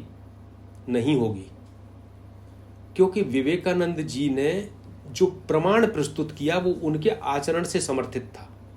उसमें आत्मा की शक्ति थी, वो शब्द आत्मा से निकल रहे थे, वो विवेकानंद जी नहीं बोल रहे थे, वो कहीं और से किसी और स्तर से निकल रहे थे। एक कहते हैं कि विवेकानंद जी एक बार एक मोहल्ले में भाषण दे रहे थे, तो इसी तरह से बात आई सम्मोहन की। तो विवेकानंद, उस समय ऐसा तो था नहीं कि बड़े बड़े स्टेज बनते हों या कुछ होते हों, शुरू में लोग बैठते थे, बात होती थी। विवेकानंद जी अपनी बात कहते कहते पीछे खिसकते चले गए, और जो सुनने वाले थे वो भी धीरे धीरे धीरे धीरे खिसकते गए। थोड़ी देर बाद जब विवेकानंद जी ने कहा आप कहाँ बैठे थे, कहाँ पहुंच गए, लोगों ने देखा बैठी जगह से वो 50 फीट दूर खिसक चुके थे उस मैदान में, क्योंकि इतना ज्यादा प्रभाव था उनकी बात का। सो आचरण और प्रमाण, सो इसमें भगवान कहते हैं कि आचरण जो है होगा तभी प्रमाण काम करेगा।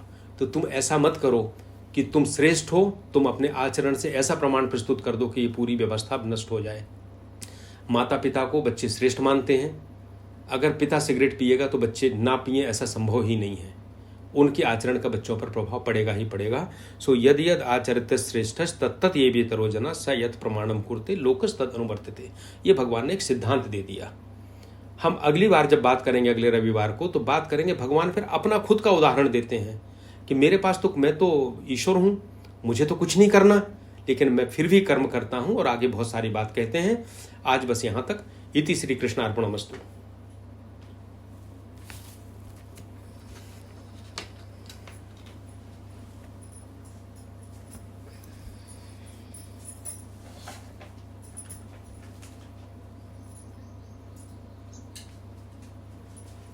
नमस्कार सभी लोगों को।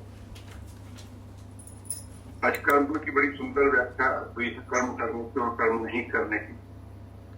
सकाम और निष्काम की बहुत सी व्यवहारिक व्याख्या प्रकाश जी ने प्रस्तुत की है। किसी के मन में कोई प्रश्न आ रहा हो तो प्रस्तुत कर सकता है हमारे सामने और बात हो सकती है, क्योंकि ये अवसर रहता है जब हम वक्ता से उसका मतलब और गहराई से समझ सकते हैं। तो बेझिझक आप अपना प्रश्न करें के मन में, किसी के मन में कोई भी प्रश्न होगा तो आप अपनी बात कह सकते हैं। एनीवन अनम्यूट करें और अपना प्रश्न रखें।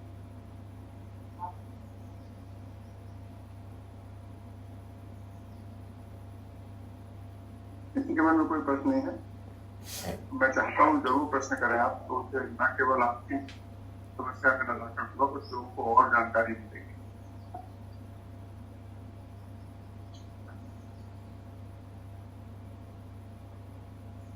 एक उदाहरण और मैं जी, अभिलाषा दीपक राठौर, बोलिए अभिलाषा, बोलिए आप क्या प्रश्न करना चाहती हैं? अभिलाषा जी बोलिए।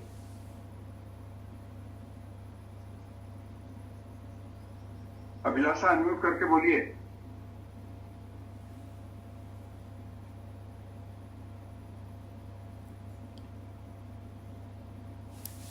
लगता है उनसे धोखे से है। अभिलाषा कुछ बोलना बोलिए।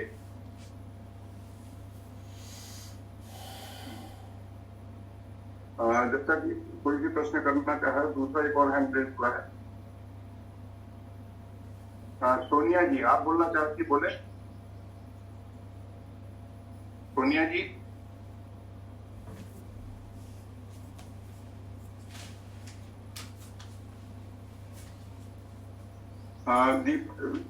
देवेश क्या लोग अनम्यूट नहीं कर पा रहे हैं? चेक करो देवेश। जी सर, मैं सबको परमिशन दे देता हूँ, अनम्यूट के लिए परमिशन तो दिया है। कर दीजिए जी। अभिलाषा बोले। हाँ जी सर, नमस्कार जी। नमस्कार।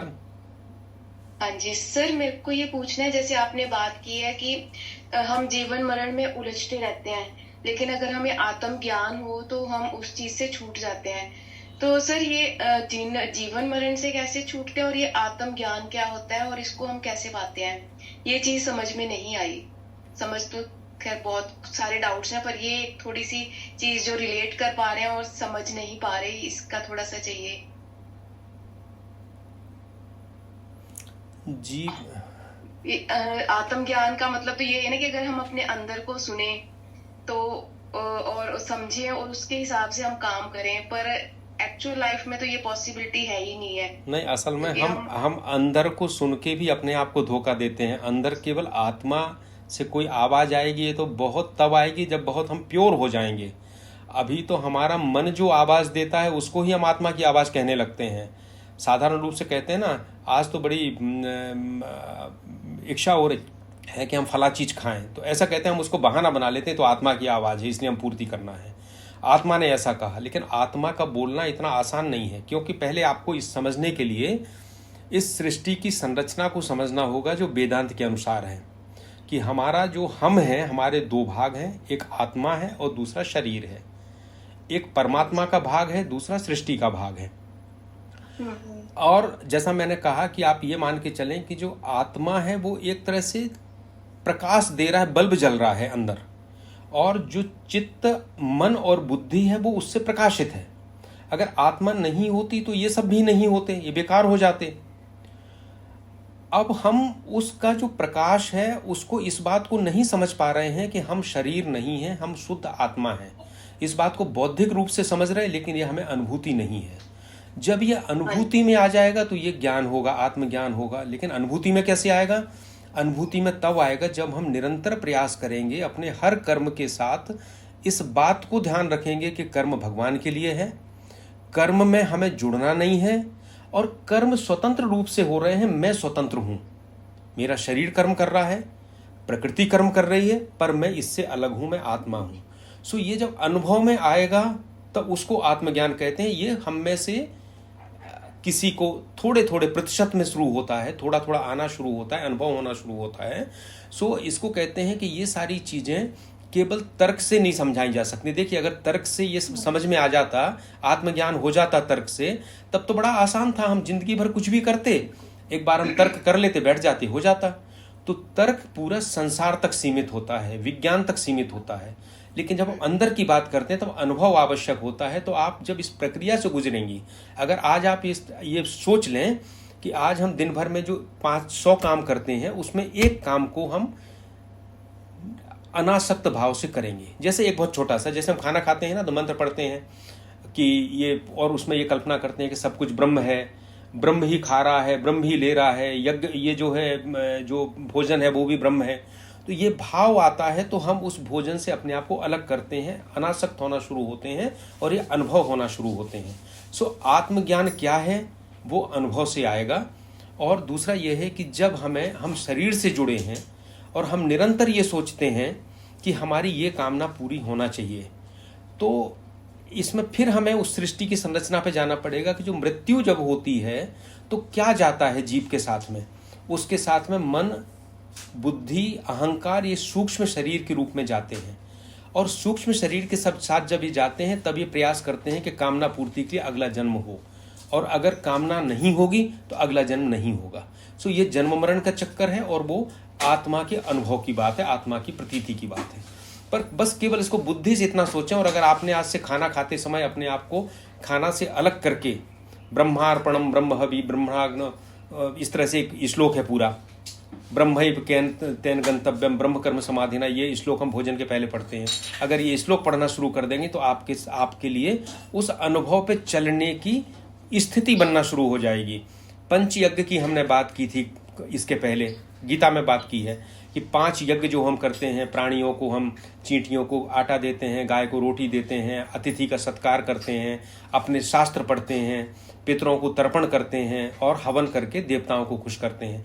ये 5 हम यज्ञ अगर भावना के साथ करना शुरू करते हैं तो हम इस पथ पे बढ़ना शुरू हो जाते हैं, क्योंकि हमारा सबसे जुड़ाव होना शुरू हो जाता है।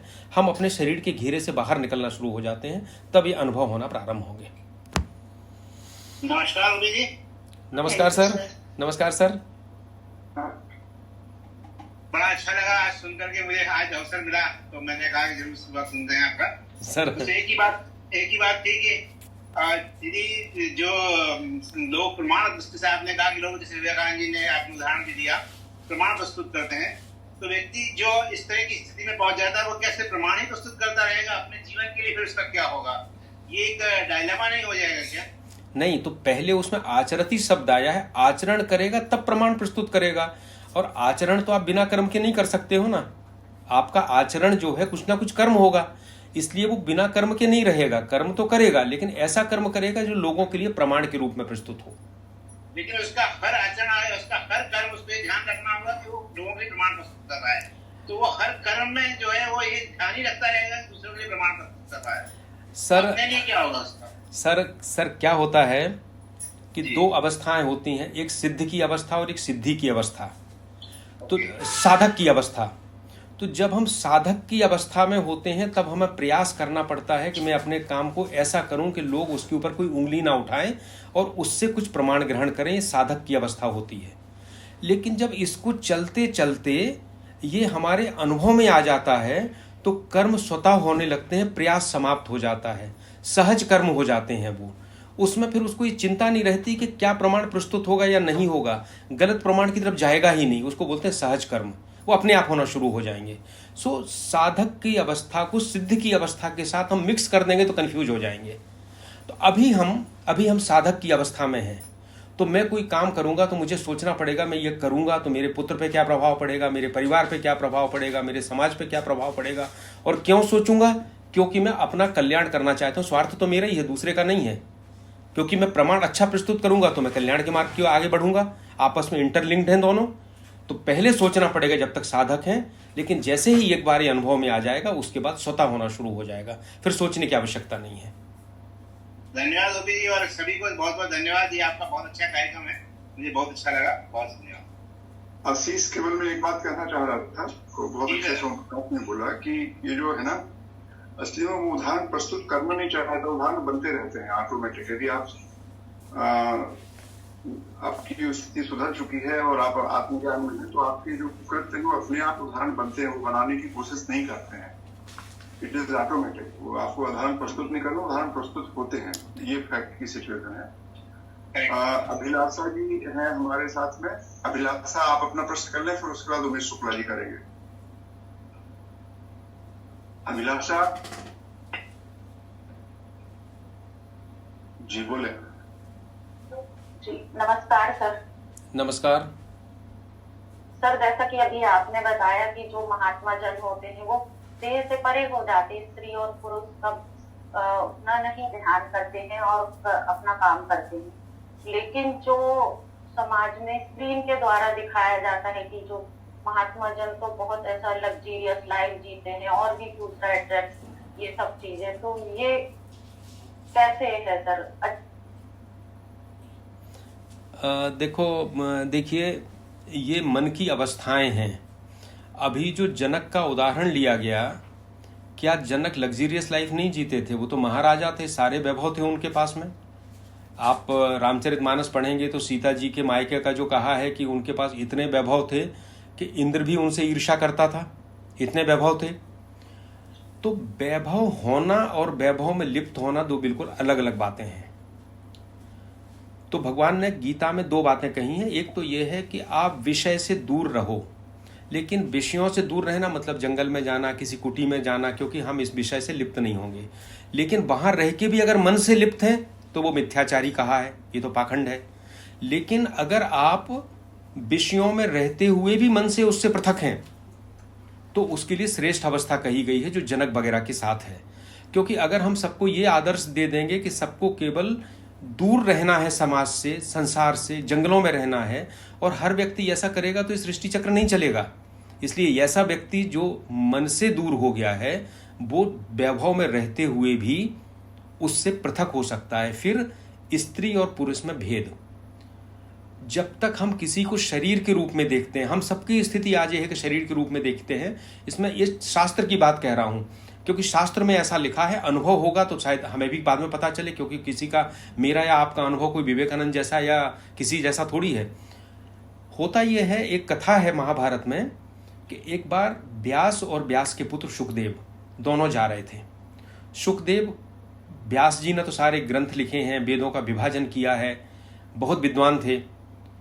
वो वस्त्र पहने हुए थे और शुकदेव जो है युवा थे और नग्न थे, क्योंकि वो वस्त्र धारण नहीं करते थे। तो जब वो एक नदी किनारे से जा रहे थे तो कुछ स्त्रियां स्नान कर रही थीं। तो जब शुकदेव आगे निकले तो उन्होंने उनसे कोई पर्दा नहीं किया, वो स्नान करती रहीं। लेकिन जब व्यास निकले तो उन्होंने, वो ओट में हो गई। तो व्यास ने पूछा, मैं तो वृद्ध हूँ, कपड़े पहने हूँ, आप ओट में हो गई, और मेरा पुत्र निकला वो युवा था और आपने कुछ नहीं किया। तो उस समय हो सकता है वो स्त्रियां भी इतनी ब्रह्मज्ञानी रही हों उस समय की। उन्होंने कहा, महाराज आपके पुत्र की दृष्टि में सब कुछ आत्म तत्व हो गया, उसको ये समझ ही नहीं आता है कि स्त्री और पुरुष में क्या भेद है, तो हमें उससे लज्जा करने की कोई आवश्यकता नहीं है।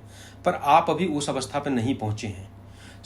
ये जो स्त्री और पुरुष में भेद की बात है, अपने, इसकी शुरुआत होती है अपने और पराये के भेद से। अभी हम अपने को अलग समझते हैं, पराये को दूसरा समझते हैं। ये चरण है। जब हम अपने पराये को एक समझने लगते हैं तब अगला चरण शुरू होता है, फिर स्त्री पुरुष को एक समझना। ये तो बहुत आगे की बात है। तो एक प्रश्न तो का हिस्सा का आपको उत्तर तो ये हो गया।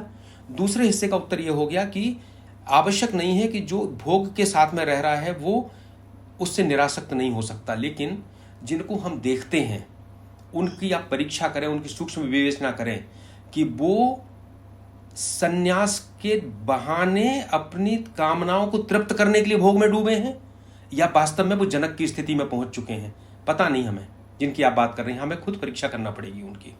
और अगर वो जनक की स्थिति में पहुंच गए हैं तो हमारे लिए स्तुत्य है, पूरी तरह से प्रणम्य है हमारे लिए।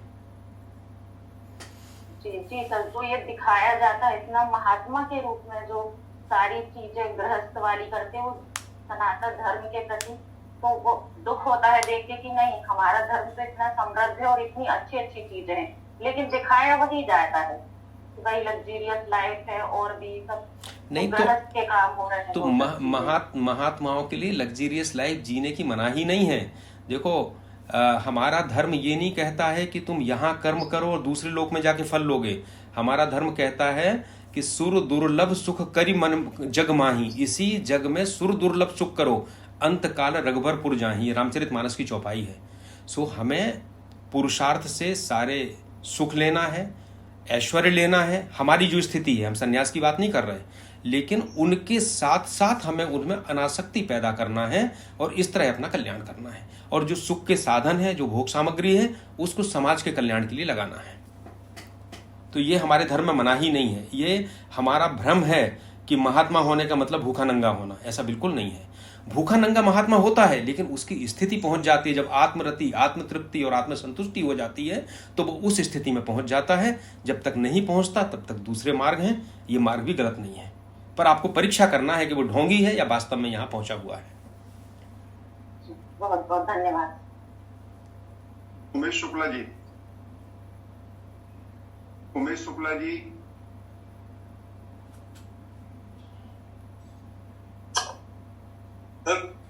सभी को नमस्कार। अभी आपने ये बताया कि जो एक कर्म का फल मिल जाता है और नया कर्म का कोई कामना उत्पन्न नहीं हुई, उस बीच में जो अल्पकाल होता है वो उस दौरान व्यक्ति निष्काम होता है, वही उस दौरान वो आत्मा के सुख की अनुभूति करता है। लेकिन एक दूसरा अनुभव है कि कई बार हम कामना से भी कर्म करना शुरू करते हैं और यदि उसमें 100% इन्वॉल्व हो गए, लीन हो गए, तो उस दौरान भी एक निरंतर सुख की अनुभूति होती रहती है। भले ही वो यदि वो सृजनात्मक कार्य है तो वो और बढ़ता रहता है, यदि सृजनात्मक नहीं है तो हो सकता है उस कार्य की समाप्ति के बाद वो सुख खत्म हो जाता है, लेकिन कार्य करने के दौरान भी सुख की अनुभूति होती है। उसको किस श्रेणी में रखा जा सकता है? आप बिल्कुल सही कह रहे हैं। एकाग्रता जो होती है उसमें मन समाप्त हो जाता है एकाग्रता में, और मन समाप्त होने पर सुख मिलता है। लेकिन जैसे ही एकाग्रता समाप्त होती है वैसे ही वो सुख भी समाप्त हो जाता है। सो वो सुख साधारण सुख से कुछ श्रेणी उसके ऊपर की है, लेकिन जो परमानेंट सुख है, जो आत्मा के अनुभव होने पे आत्मरति, आत्मतृप्ति और आत्मसंतुष्टि वाली कंटिन्यूअस प्रोसेस जो समाप्त नहीं होती है, वो इससे और अगली स्टेज है। तो मन समाप्त, किसी कर्म में मन समाप्त होना और उससे सुख मिलना बिल्कुल वही स्थिति है जो दो कामनाओं के बीच में अनासक्त होने पे मिलने वाला सुख है। बिल्कुल मिलता है, लेकिन उसका अपना समय आता है। कर्म समाप्त होते ही वो सुख भी समाप्त हो जाता है। जैसे ही आप एकाग्रता से बाहर होते हैं वो सुख समाप्त हो जाता है। सो सामान्य से ऊपर है, लेकिन जो आत्मा का कंटिन्यूअस सुख है उससे कुछ नीचे है। वो इसको बढ़ाया कैसे जा सकता है? इसको सर बढ़ाने का है, इसमें ये कहते हैं दो चीजें होती हैं। एक होती है एकाग्रता और एक होता है ध्यान। एकाग्रता ध्यान नहीं होता। क्यों? क्योंकि एकाग्र हम होते हैं वो सांसारिक चीजों पे एकाग्र होते हैं, लेकिन जब एकाग्रता के साथ में ईश्वर मिल जाता है, वो एकाग्रता ईश्वर के लिए हो जाती है, तो वो ध्यान हो जाता है। सो इसको एकाग्रता का मतलब है आप में एक पात्रता पैदा हुई है, आपको भगवान ने एक इंस्ट्रूमेंट दे दिया है। अब उस इंस्ट्रूमेंट का उपयोग आप चाहे संसार के कामों में करें चाहे परमात्मा के ऊपर करें। सो संसार के कामों में करते हैं तो एकाग्रता आती है, एकाग्रता बढ़ती है, आनंद मिलता है, और आनंद उस काम के खत्म होने पर समाप्त हो जाता है। लेकिन जब इसी एकाग्रता को आप भगवान के प्रति समर्पित करते हैं, अपने कर्मों को अनासक्त होके ध्यान करते हैं, तो फिर वो आपका सुख परमानेंट हो जाता है, हमेशा के लिए होता है, निरंतर होता है।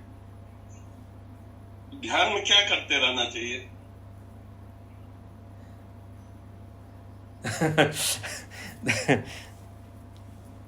ध्यान एक अलग विषय है पूरा, जिसके बारे में राजयोग जो है वो ध्यान के बारे में पूरा बताता है।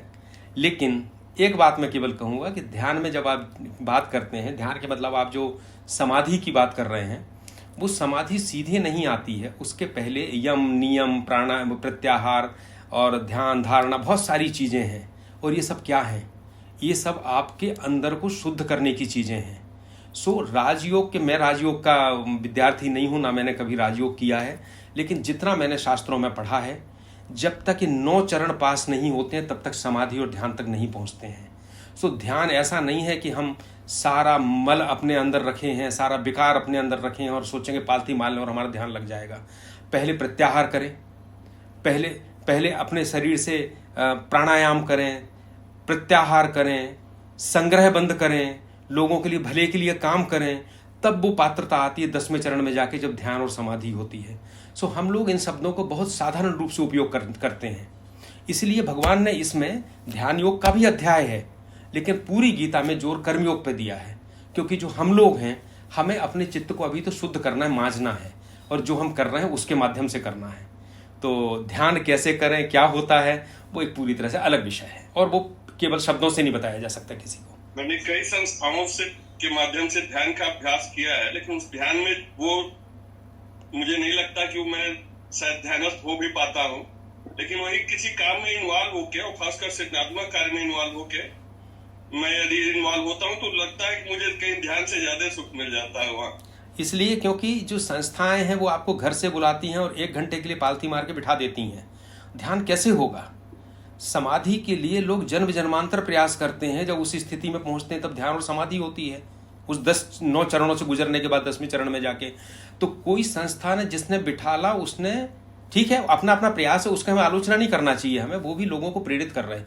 उस तरह से हो सकता है लोग थोड़ा थोड़ा अपना काम शुरू करें, लेकिन जो आपने काम में डूबने पे जो मन समाप्त हुआ वो तो आपकी उपलब्धि है, इसलिए आपको बड़ा लग रहा है। लेकिन जो संस्था में जाके आपने ध्यान किया, अभी उस ध्यान पे आप पहुंचे कहाँ हो? अगर आप पहुंच जाते तो फिर आपको ये मन का डूबना बड़ा क्षुद्र लगता, कि अरे ये तो बहुत छोटा है, ये तो बहुत बड़ा है। इसलिए अभी ऐसा लग रहा है क्योंकि हम उस ध्यान तक पहुंचे नहीं हैं, उस प्रक्रिया से हम गुजरे नहीं हैं, 1 घंटे में कोई ध्यान नहीं होता। होता है सर कि मैं जो कार्य में लीन हूँ यही ध्यान अवस्था है। नहीं तो देखिए, हम सबकी अपनी अपनी स्थिति है। अगर हम, ये बुरा नहीं है, ये दूसरे काम में लीन ना होना, एकाग्रता ना लेना ज्यादा बुरा है। उसके बाद अगला चरण है उसमें लीन हो जाना, उसके बाद अगला चरण है उस लीन होने के बाद उससे निरासक्त हो जाना, फिर अगला चरण है उसको भगवान को अर्पित कर देना। तो अभी गीता के जो अगले चरण चलेंगे तो इसी तरह से सारे एक के बाद एक स्टेज मिलते रहेंगे। तो आप एक स्टेज ऊपर आ गए हैं, बहुत अच्छी बात है। अब इससे और आगे जाने का प्रयास करिए। धन्यवाद सर, आपके वार्ता से बहुत गीता की अनेक सूत्रों की व्याख्या बड़ी अच्छी मिल रही है। हृदय से आभारी हूँ। Thank you. अनुराग ने कुछ लिख कर प्रश्न कुछ कहा है कि वो प्रश्न करना चाहते हैं। अनुराग यदि आप हैं तो आप अपनी बात रखें। अनुराग पांडे जी। सर नमस्कार। सर नमस्कार, मैं अनुराग पांडे बोल रहा हूँ सर। नमस्कार। गीता के ज्ञान के लिए मैं बहुत शैशव अवस्था में हूँ और लेकिन फिर भी दृष्टता करते हुए प्रश्न करना चाहता हूँ। जी जी बताइए प्लीज। मेरा निवेदन ये है कि गीता का जो सार है वो भगवान श्री कृष्ण ने अर्जुन को दिया है युद्ध क्षेत्र में। ये पूरी परिस्थितियां अर्जुन जब युद्ध करते हैं अपने खुद के रिश्तेदारों से, अपने खुद के परिवार से, तो उनका मन भ्रमित हो जाता है।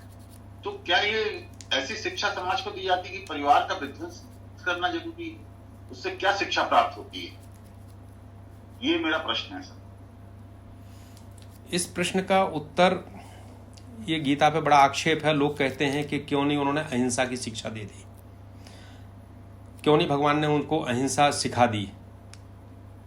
तो ये संसार जो है वो किसी एक सिद्धांत से नहीं चलता। अगर आप कल्पना करें कि केवल अहिंसा ही सिखा दी जाए सबको, तो क्या संसार चलेगा? इस सृष्टि चक्र ही नहीं चलेगा। इसका मतलब तो हो गया कि शेर भी मृग को नहीं मारेगा, हम भी फलों को नहीं खाएंगे, क्योंकि उनमें भी जीव है, उनमें भी कुछ ना कुछ है। सो इसका उत्तर एक पंक्ति में नहीं दिया जा सकता, क्योंकि अगर एक पंक्ति में उत्तर दिया जाएगा तो वो संतुष्ट नहीं हो सकता कोई भी, और हो भी नहीं, और होना भी नहीं चाहिए। इसका यह है कि हर व्यक्ति का इस सृष्टि चक्र में अपना कर्तव्य निर्धारित है। अगर राजा है तो उसका कर्तव्य है, न्यायाधीश है तो उसका कर्तव्य है। न्यायाधीश के सामने अगर उसका बेटा अपराधी बन के आ जाए, अब तो ऐसा नहीं होता आज की न्याय प्रणाली में, तो वो कहेंगे मेरा बेटा है तो मैं इसका केस नहीं सुनूंगा, लेकिन पहले ऐसा नहीं होता था। पहले इतने ऊंचे नैतिक मानदंड थे कि बेटा भी आएगा तो उसको भी वो सजा देगा, क्योंकि उसका वो कर्तव्य है। अगर कर्तव्य नहीं करेगा तो ये समाज नष्ट हो जाएगा। तो अगर अर्जुन राजा था, अर्जुन का अपने प्रजा के प्रति दायित्व था, उसका अपना कर्तव्य था कि कोई अन्याय करे तो उसका प्रतिकार करे। तो अगर वो केवल स्वजन को देख के उसका प्रतिकार नहीं करता तो ये पूरी व्यवस्था नष्ट हो जाती। सो भगवान ने जो सृष्टि चक्र की बात की है, सृष्टि चक्र कभी हिंसा से चलता है, कभी अहिंसा से चलता है, कभी कर्म से चलता है, तो कभी सकाम कर्म से भी चलता है। इसमें सबका योगदान है। सो ये पूरा कॉम्प्लेक्स सिस्टम है। लेकिन कर्तव्य जिसका जो है, उदाहरण के लिए मैं पिता हूं तो मेरा अपना कर्तव्य है, मैं गृहस्थ हूं तो मेरा अपना कर्तव्य है, मैं सन्यासी हूं तो मेरा अपना कर्तव्य है। सन्यासी का कर्तव्य गृहस्थ नहीं कर सकता, गृहस्थ का कर्तव्य सन्यासी नहीं कर सकता। तो अर्जुन का जो कर्तव्य था, अगर वो कर्तव्य ना करता, केवल इसलिए ना करता कि स्वजन खड़े हैं। आप अगर पहला अध्याय देखेंगे तो स्वजन शब्द बहुत ज्यादा महत्वपूर्ण है। अगर कोई दूसरा खड़ा होता तो अर्जुन को कोई परेशानी नहीं थी, लेकिन स्वजन खड़े हो गए इसलिए मैं इनको नहीं मारूंगा। इसका मतलब यह है कि उसने अपने आप को सीमित कर लिया था, इस विश्व से काट लिया था। अब वो बचा था और स्वजन बचे थे। अगर इसी बात के ऊपर चलेंगे तो फिर ये संसार नहीं चल पाएगा। फिर तो मैं और मेरा घर, हम कुछ नहीं करेंगे दूसरे के लिए, दूसरा भी कुछ नहीं करेगा, संसार ही नष्ट हो जाएगा। तो संसार चलाना है तो चाहे स्वजन हो और चाहे परिजन हो और चाहे दूसरा हो, हमें अपने कर्तव्य कर्म का पालन करना होगा। सो गीता ने हमें यही शिक्षा दी है। और वो कर्तव्य कर्म कैसे करेंगे? वो कर्मयोग के माध्यम से करेंगे। ओम प्रकाश शर्मा जी भी कुछ कहना चाहते हैं। वैसे उन्होंने अपना मैसेज लिखा है, लेकिन यदि वो बोलना चाहें तो पहले बोलते हैं, तो उसको हम लोग पढ़ सकते हैं। ओम प्रकाश आप भी देख सकते हो चैट रूम में, उनके प्रश्न का उत्तर देना। बहुत देर तक वो हाथ उठाए हुए मैं नहीं देख पा रहा हूँ सर, आप शर्मा जी बता दें। प्रणाम सर, मैं ये निवेदन कर रहा था कि गीता में जगह जगह अनासक्ति योग की बात कही गई है कि अनासक्त हो जाएं तो आप मुक्त हो जाएंगे। आसक्ति ही बंधन का कारण है और अनासक्ति मुक्ति देती है। मेरा प्रश्न ये है कि यदि जीवन के पूर्वार्ध में कोई व्यक्ति आसक्त होकर अनुचित तरीके से गलत काम करे, धन कमाए, और जीवन के उत्तरार्ध में वो अनासक्त होकर ज्ञानी बन जाए, ध्यानी बन जाए और मुक्ति के लिए कामना करे, तो क्या उसे मुक्ति मिलेगी? देखिए, ऐसा है कि एक बर्तन को आप लगातार गंदा करते जा रहे हैं। आपने कढ़ाई को चढ़ा दिया, चूल्हा जला दिया और उसको जला दिया। अब तो गैस पे बनता है, जब चूल्हे पे बनती थी तो लोग जानते थे कालापन जम जाता था उसका। तो अगर आप जीवन के पूर्वार्ध में उस कढ़ाई के ऊपर कालिख पोतते जाते हैं तो पुतती जाएगी, और बाद में जब आप उसको हटाने का प्रयास करेंगे तो हटेगी भी, लेकिन क्या पूरी हट पाएगी? उसी को हटाने के लिए हो सकता है कई जन्म लेना पड़े। सो ये पूरा कॉज एंड इफेक्ट थ्योरी है। आपने कोई कारण किया, उसका परिणाम मिलेगा।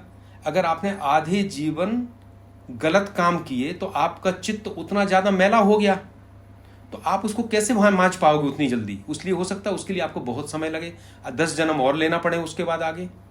तो जो कर्म करते हैं उसका परिणाम तो मिलेगा। बाद में भी अच्छा करोगे तो अच्छा मिलेगा, पहले बुरा करोगे तो बुरा मिलेगा। लेकिन कॉज एंड इफेक्ट थ्योरी के अनुसार अगर हम पहले ही अच्छा करें तो उसका परिणाम भी अच्छा होगा, तो हमारी ये यात्रा और छोटी हो जाएगी। क्या अच्छे कर्मों से गलत कर्मों के फल को काटा जा सकता है, बराबर किया जा सकता है उससे, या दोनों के अलग फल भोगने पड़ते हैं? देखिए, पहले तो कर्म जो है ना अच्छा है ना बुरा है, कर्म एब्सोल्यूट है। कर्म अच्छा बुरा नहीं होता, कर्म के पीछे भाव अच्छा बुरा होता है, वो कर्म को तय करता है। जैसे अब मैं कई बार उदाहरण लेता हूं कि डॉक्टर के हाथ से भी चाकू लगता है और मरीज मर जाता है, और गुंडा भी चाकू मार के लोगों को मार देता है। दोनों कर्म एक ही हैं, चाकू ही है, एक अंग काटा है, व्यक्ति मरा है, परिणाम वही है। लेकिन एक कर्म अलग है, दूसरा कर्म अलग है। सो अच्छा कर्म बुरा कर्म जैसी कोई चीज नहीं होती, ये परिस्थितियों पर निर्भर करता है, आपकी भावना पर निर्भर करता है, पहला। दूसरा, एक कर्म दूसरे को काटेगा। जो कर्म के सिद्धांत पे भी हम आगे बात करेंगे, कर्म जो शास्त्र कहते हैं वो कहते हैं नहीं काटता है। दशरथ जी ने जब मनु और शत्रुपा के रूप में भगवान से वरदान लिया कि मेरे पुत्र बन के आओ, तो भगवान उस वरदान के कारण, उस पुण्य के कारण, उस तपस्या के कारण पुत्र बन के आए। लेकिन उन्हीं दशरथ से धोखे से श्रवण कुमार का वध हुआ, और श्रवण कुमार के पिता ने कहा तुम भी पुत्र वियोग में मरोगे। तो उस कर्म का पुत्र वियोग और यहां भगवान का पुत्र बन के आना, दोनों कर्म अपने साथ साथ चले। और जब पुत्र वियोग का जो शाप था वो संचित कर्म के रूप में रहा, जब तक प्रारब्ध ने दशरथ को पुत्र नहीं दे दी। जब पुत्र आया तो उस कर्म ने आके पुत्र वियोग किया और दशरथ की मृत्यु हुई। सो अच्छा और बुरा कर्म आपस में काटते नहीं है। ऐसा नहीं है कि हम अभी 50 बुरे कर्म कर लें और सोचेंगे बाद में 100 अच्छे भी कर लेंगे, ऐसा संभव नहीं है। कर्म अच्छा मतलब पुण्य वाला कर्म अलग है, पाप वाला कर्म अलग है, दोनों अपना अपना फल देंगे। धन्यवाद सर। प्रणाम सर। ओम प्रकाश, मैं आपको केवल एक उदाहरण देना चाहता हूँ। आपने वाल्मीकि का उदाहरण सुना होगा जी। वाल्मीकि जी के संदर्भ में जो आप जैसी भी आपकी धारणा हो, तो वाल्मीकि का first of the part of the life और second part of the life, ये दोनों बहुत भिन्न, मतलब बहुत ही स्पष्ट उदाहरण है हमारे इतिहास का, वाल्मीकि, है ना जी। उस पर विचार करें तो आपको शायद इस प्रश्न के उत्तर में कुछ हिस्सा मिले। और एक और किसी ने प्रश्न किया, सीता चतुर्वेदी जी ने भी, उनका प्रश्न लेते हैं। सीता जी अपना प्रश्न रखें। आज ओम प्रकाश आपके पास टाइम है कि लोग पूछ रहे हैं तो जारी रखें। मैं तो सर रविवार है तो मैं फुर्सत हूँ। सुबह आपने ऐसा समय तय किया है जब कभी दूसरा काम होता ही नहीं कुछ। सीता जी प्रस्तुत करें अपना प्रश्न। जी सर, सुप्रभात और नमस्कार, प्रणाम सभी को। नमस्कार। गीता का जो एक श्लोक है उसमें कहा गया है कि सम दुखा सुखा क्षमी, और शत्रु और मित्र को एक समान समझें, और उसमें ये भी बोला गया है कि गर्मी सर्दी सब में एक भाव में रहें। तो यदि ऐसा है कि स्तुति निंदा में एक जैसे ही आप फील करें, और मतलब मित्र और शत्रु को एक जैसा ही समझें, तो ये श्लोक का मतलब तो ये हुआ कि हमारे लिए कोई हानि कर रहा है तो भी हम उसको कुछ नहीं समझे। तो फिर सर ये गीता का श्लोक का जो अभी आप बोले को उदाहरण वहां जाना चाहिए, तो ऐसे में तो लोग पागल कहेंगे, उनका भावनाओं से कोई लेना देना नहीं होगा। असल में मैडम फिर वही बात है कि हर चीज हर किसी के लिए नहीं कही गई है। ये जो आप कह रहे हैं सुख दुखे समे कृत्वा लाभा लाभो जया जयो, ये उद्देश्य की बात कर रही हैं। और एक आप कह रही हैं, दूसरा श्लोक आपने कौन सा कहा? एक तो ये वाला है, दूसरा आपने एक और कहा है देखो ये जो है एक अवस्था है, स्तुति निंदा, हाँ वो है, हाँ ठीक है। तो स्तुति निंदा में ये जो है, जब अभी हम लोग दूसरे अध्याय में थे तो हमने स्थित प्रज्ञ के लक्षण पढ़े थे कि जो स्थित प्रज्ञ हो जाता है उसके लक्षण क्या होते हैं। तो स्थित प्रज्ञता एक बहुत ऊपर की स्थिति होती है, वो तो मतलब भगवान को प्राप्त हो गया व्यक्ति, तो वो ऐसा हो जाता है। लेकिन भगवान ये नहीं कह रहे हैं कि आप अभी से ऐसे हो जाओ। अभी तो अगर ऐसा होना होता तो फिर अर्जुन यही तो कह रहा था कि मैं तो, मेरे स्वजन खड़े हैं, मेरे दुर्योधन खड़े हैं, दोनों ही मुझे प्राणों से प्यारे हैं, मैं दोनों को नहीं मार सकता हूं, मैं तो दूर जा रहा हूं। यही बात तो कह रहा था वो। लेकिन भगवान ने कहा कि नहीं, तुम्हें तो युद्ध करना है क्योंकि तुम अभी उस अवस्था पे नहीं पहुंचे हो। सो आप समझें, हम कर्म के द्वारा निष्काम तक पहुंचते हैं, हम कामनाओं के द्वारा कामनाओं को समझ के हम बिना कामना के पहुंचते हैं।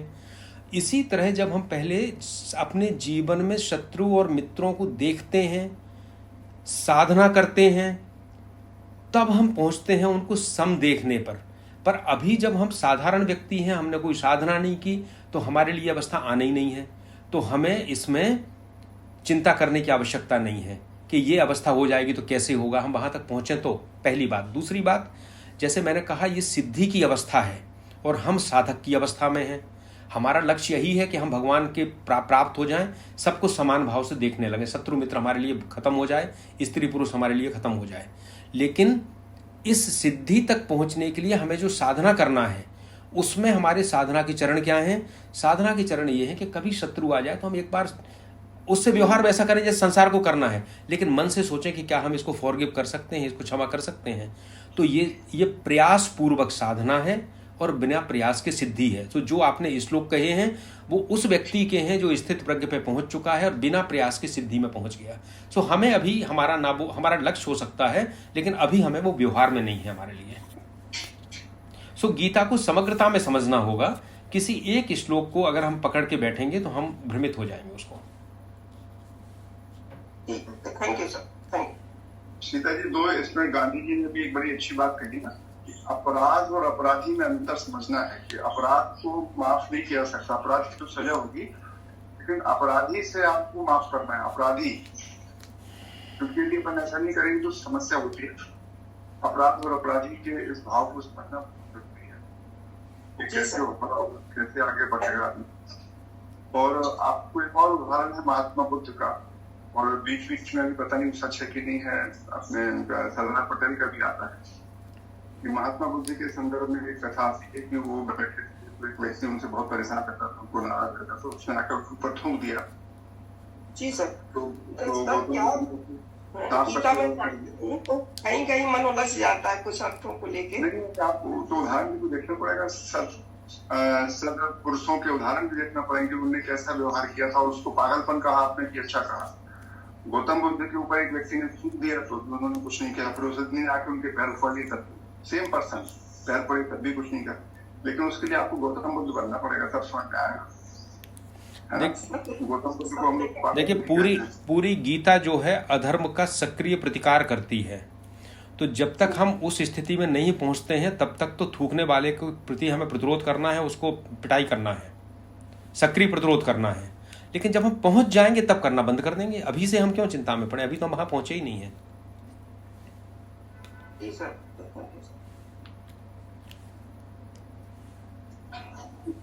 चलिए, तो सभी को बहुत बहुत धन्यवाद। आज बहुत सारी चर्चा हुई, बहुत सारे लोगों के मन में प्रश्न आए, क्योंकि आज का हमारी जो चर्चा थी बड़ी व्यवहारिक थी। तो इस व्यवहारिक विषय पर जब भी चर्चा होगी तो आप प्रश्न करेंगे। तो ओम प्रकाश, आपको बहुत बहुत धन्यवाद। सभी श्रोताओं को बहुत बहुत धन्यवाद जिन्होंने इतनी रुचि के साथ प्रस्तुत बनाया। हम अगले रविवार को फिर मिलेंगे। नमस्कार। नमस्कार।